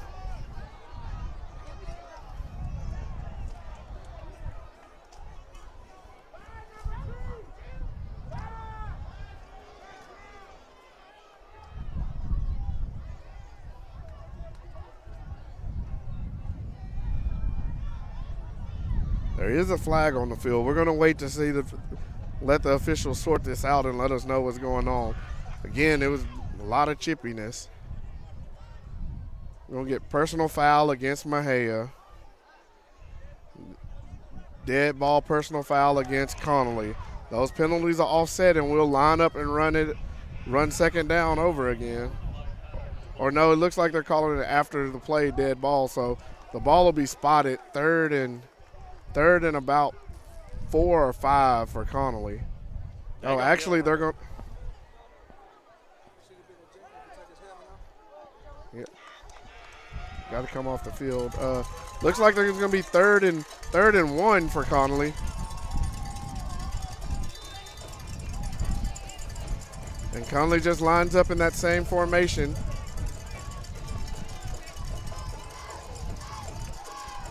Snaps back.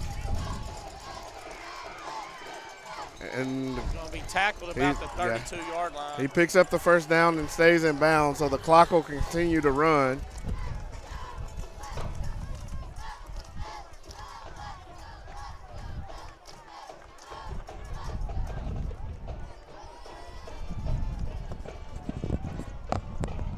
Conley's pretty much just lined up tonight and said, hey, we're coming at you. Stop me if you can. Yeah, you know, we saw a few passes during the first half of the game, and then they came out at halftime and was just like, we don't think that you're going to be big enough and strong enough to keep us from running down your throat, and they just put a few lead blockers in and ran behind the ball anytime they wanted to.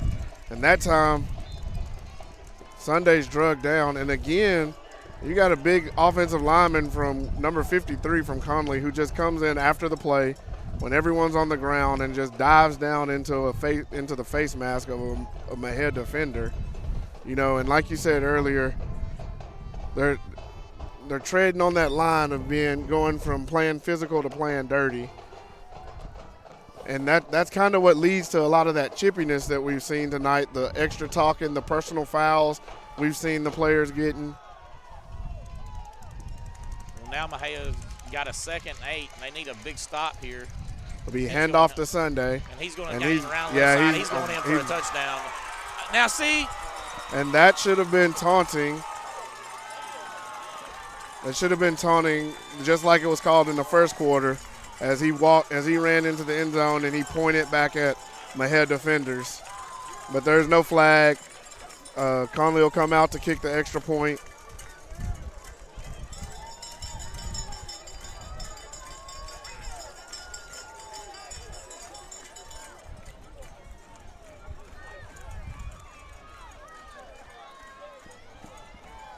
That brings the score to 41-18 Connally.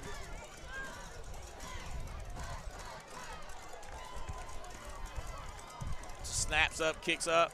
The kick's good. Be 42-18. Another penalty.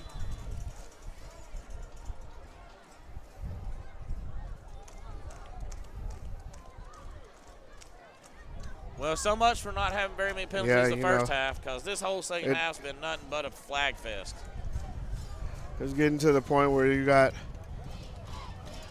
tempers flaring and a lot of undisciplined play, and that'll be a personal foul against Connally at the end of that extra point attempt.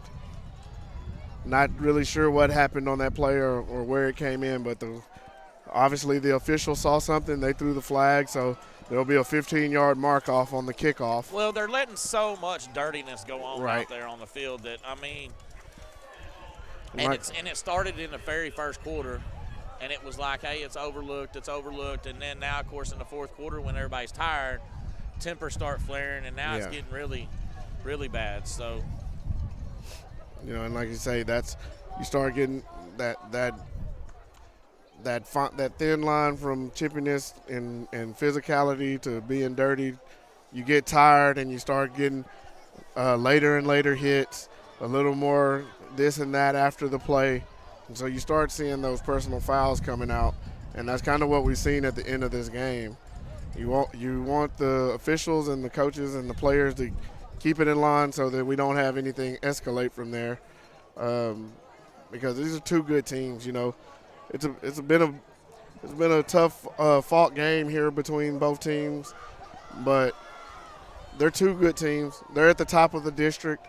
You don't want to see anything happen where a team ends up losing a player due to some extracurricular silliness after a play, and they not be able to play for a game or so, because we know that could happen. We've seen it from some teams around this area here in the recent weeks, and you don't want anybody not to go through their district season with players because of something happening that could be avoided. Yeah, you don't want, on either team, you don't want to have a bad personal foul and have players not being able to play next week. And Connally will actually kick it deep this time, and it'll be going to the hands of Lamarian Miller, and he'll take off and he's caught up.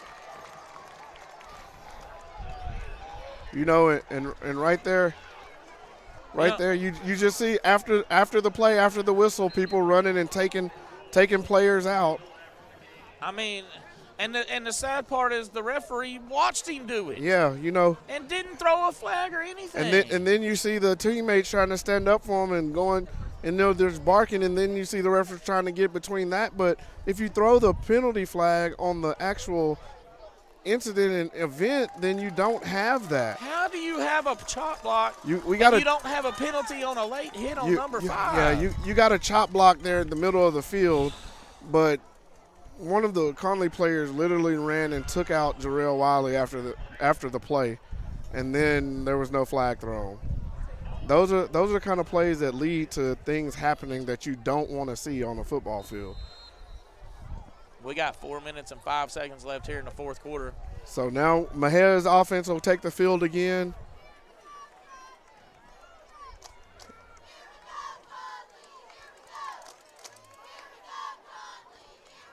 Snap back to Proctor, handoff to Wiley, and he just gashes the defense once again for about a 10-yard pickup.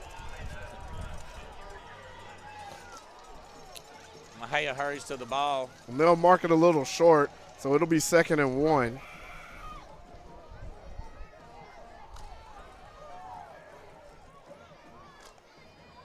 Snap back to Proctor.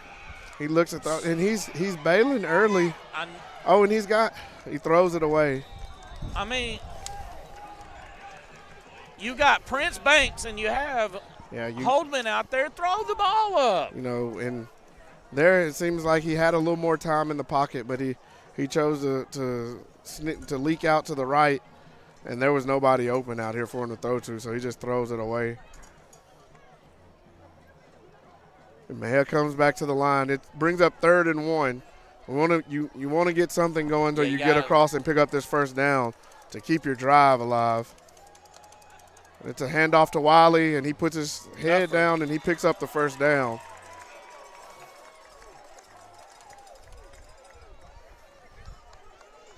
We got 3 minutes and 32 seconds left. And Mejia looks like they're trying to run it a little bit quicker and get up to the line, but they're running a lot of time off the clock getting the plays in.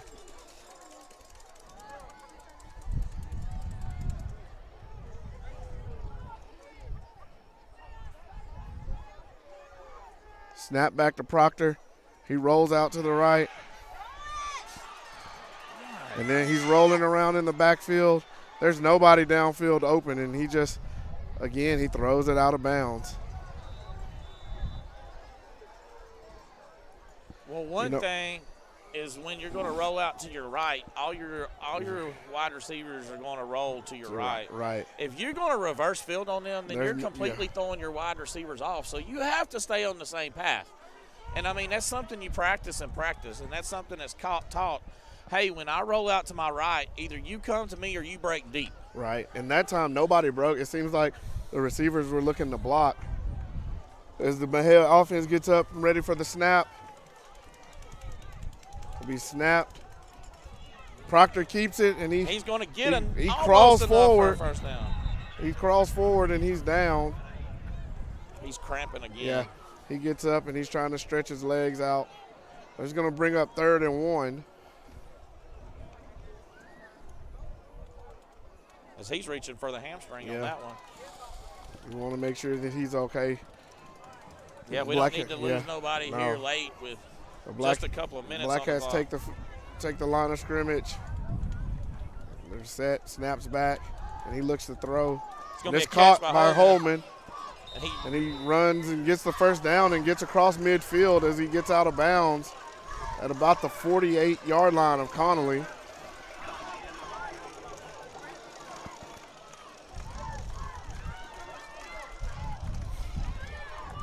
We got 2 minutes and 22 seconds left here.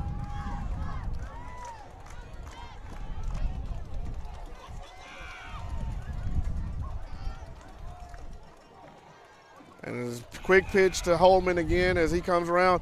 Wiley picks up a block, and Holman picks up about 9 yards as he gets out of bounds. You wait till we get down. Yeah. And right here, you see us start moving, and you wonder why we weren't moving the ball this way during the earlier parts of the game and letting some of those extra athletes and playmakers touch it, but we're seeing it now as Holman goes in motion again, handoffs to Wiley, and he breaks loose off the right edge. He picks up a block, and he's flipped around.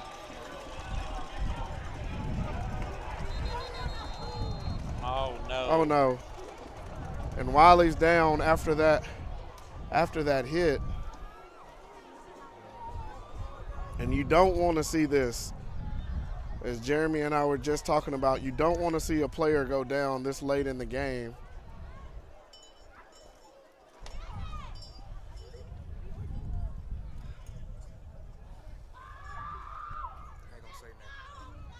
You see,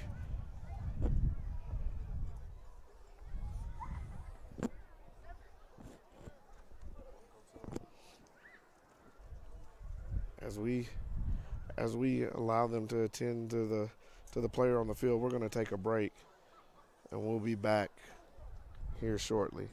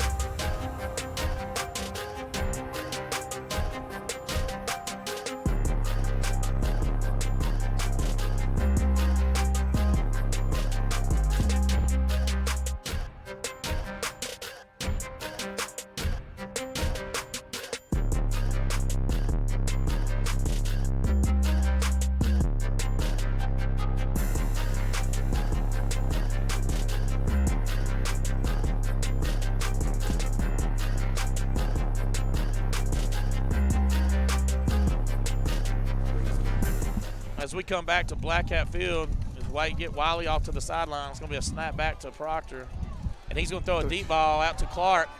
And he catches it for a touchdown. That's going to put Mexia up to 24. And then the extra point. And the offense is going to stay on, and they're going to go for two on this.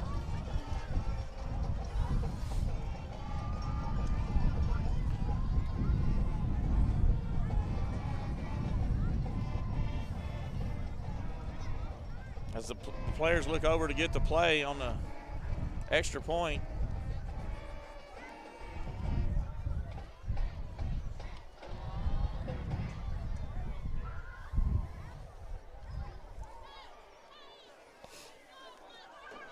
As Jones is in the backfield, he's going to put Holman in. And Clark catches a two-point conversion. So that brings our score to Mexia 26 and Connally 42 with 1:59 left in the fourth quarter. You know, again, it's a two-possession game. Mexia's going to have to come out and try an onside kick. You know, the hopes are you can get a kick, get the recovery, and go down and try to score quick, because you're going to have to get the ball twice here to have a chance to even up the score. And as the kick team from Mexia is meeting in their huddle, and the return team for Connally is meeting, you know, we were talking about a player being down just a second ago for Mexia, and that was the running back, number 5, Jarrell Wiley. He was able to get up and walk off the field with a little assistance, so we're going to hope that young man is all right, and he'll be able to recover from whatever it may have been, and it was nothing serious, and he'll be able to continue the season that he's had so far. Yeah, he's had a really good season this year. So right now we have Martinez, who's setting the ball on the tee. The Mexia kick team is meeting in the middle of the field, ready to take it. Connally's return team is set up.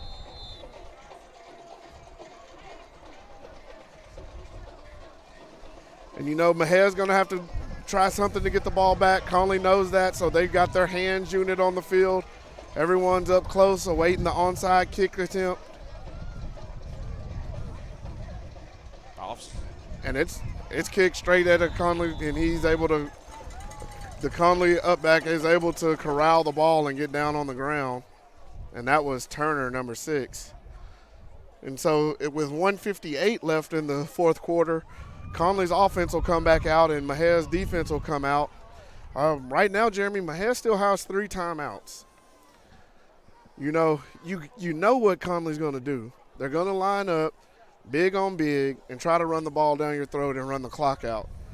if Mexia can dial up something and get a couple stops and use their timeouts, they could possibly get the ball back with around a minute or so and try to at least get into the end zone one more time. So we're going to see if the defense can get some stops against the Connally offense and see what they're going to do as Connally takes the field. They snap it back and direct snap to the quarterback. He's going to pick up about 3, maybe 4 on that Yeah, play. and we get a timeout from Mexia.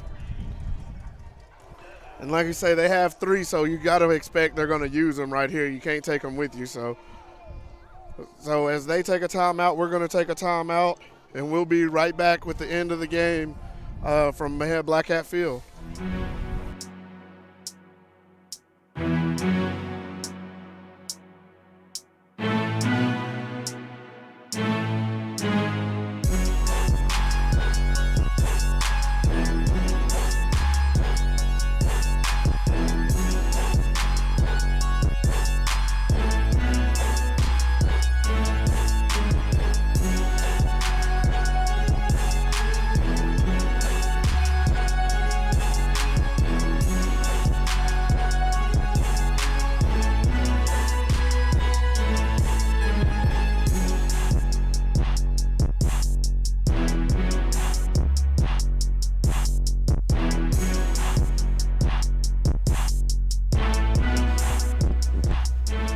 As we come back to the field, we got 1:50 left. Mexia down 26-42. Connally has the ball, second and about 6 to go. And it's just going to be the same quarterback run. Right there, and Dawson Scott wrestles him down that time. We'll get another timeout. So with 1:42 left, the Blackcats have been able to stop the Cadets on the first 2 plays of this drive, and it'll bring up a 3rd and about 8 when we come back out of this timeout.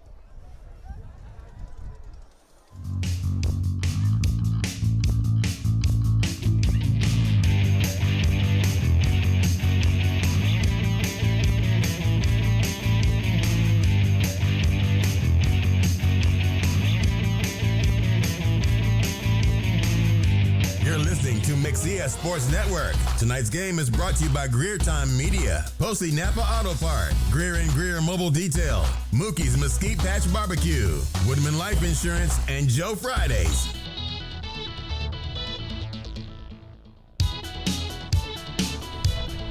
Mexia comes back out on the field.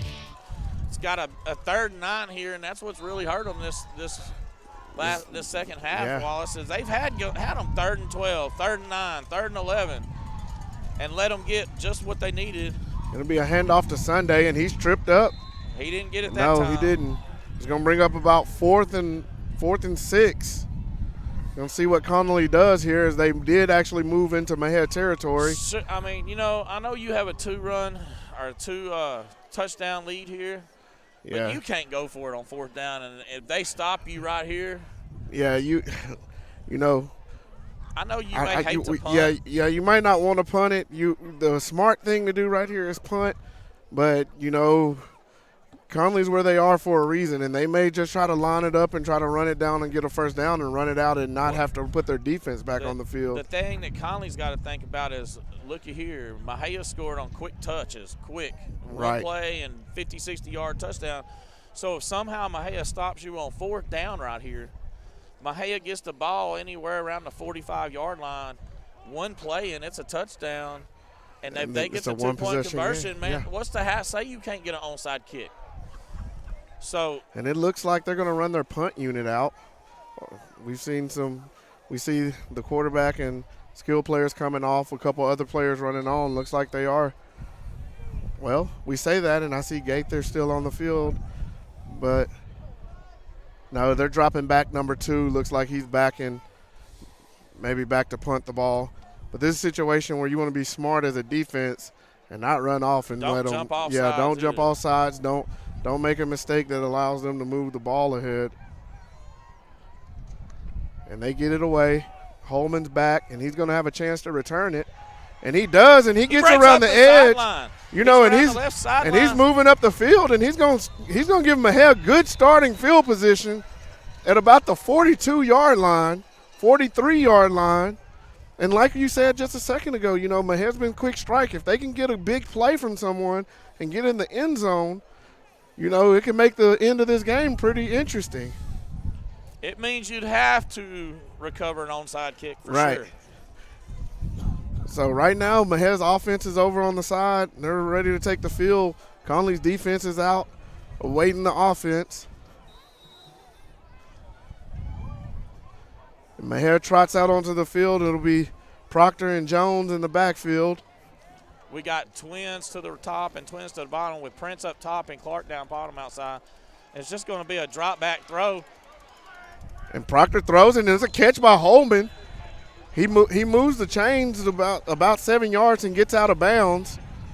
You know, yeah, we were looking downfield, and it looked like Prince Banks wide open. Yeah, down the field, and Proctor had to make an adjustment, and he did a good thing about getting it to a receiver and moving the ball up the field.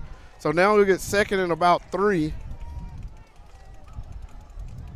Snaps back, ball's out, and it's dropped by Christian Clark, who tried to turn up the field and run before he had the ball in his hands. Right now, as a receiver, you have to make sure you secure the ball before you do anything else. Catch the ball, then turn up and try to get your yardage, but you're going to have 3rd and 3 right now. You know, Jeremy, I think you got to be in 4-down territory here. There's no doubt. So you have two more attempts to get this 3 yards to move the chains. So you want to be smart about what you do.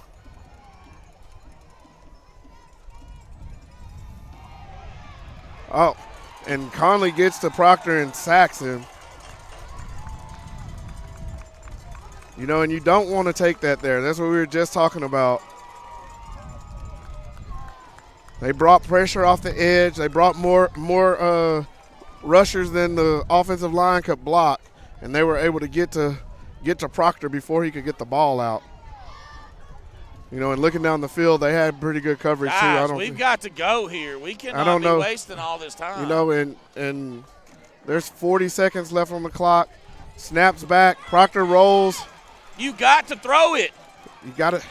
And he throws it up, and Holman comes back and makes the catch for a first down. And as he makes the catch, it brings up a first down, and so the clock will stop as they reset the chains. Mahel will hustle up to the line of scrimmage. The offense gets set in place. Proctor calls out the signal, and let's go.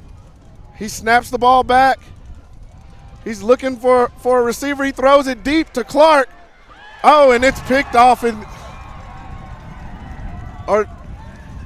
no, it falls to the ground incomplete at the goal line.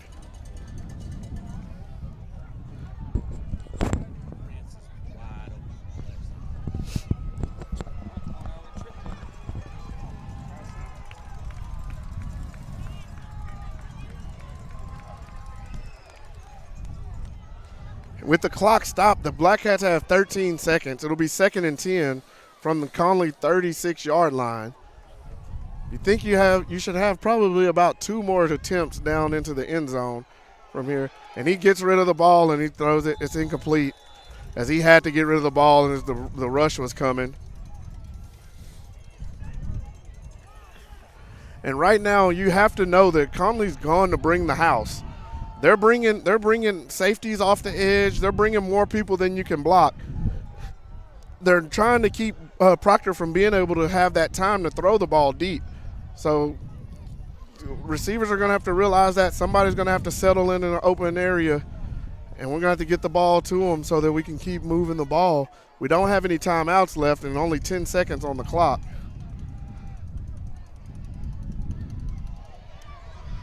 And Proctor takes off running, and he gets out of bounds with about 4 seconds left on the clock.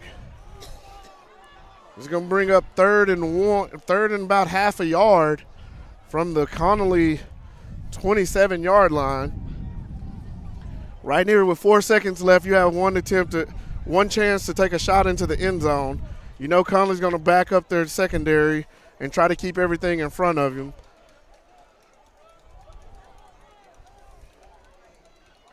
We've got 1 play left in this game pretty much.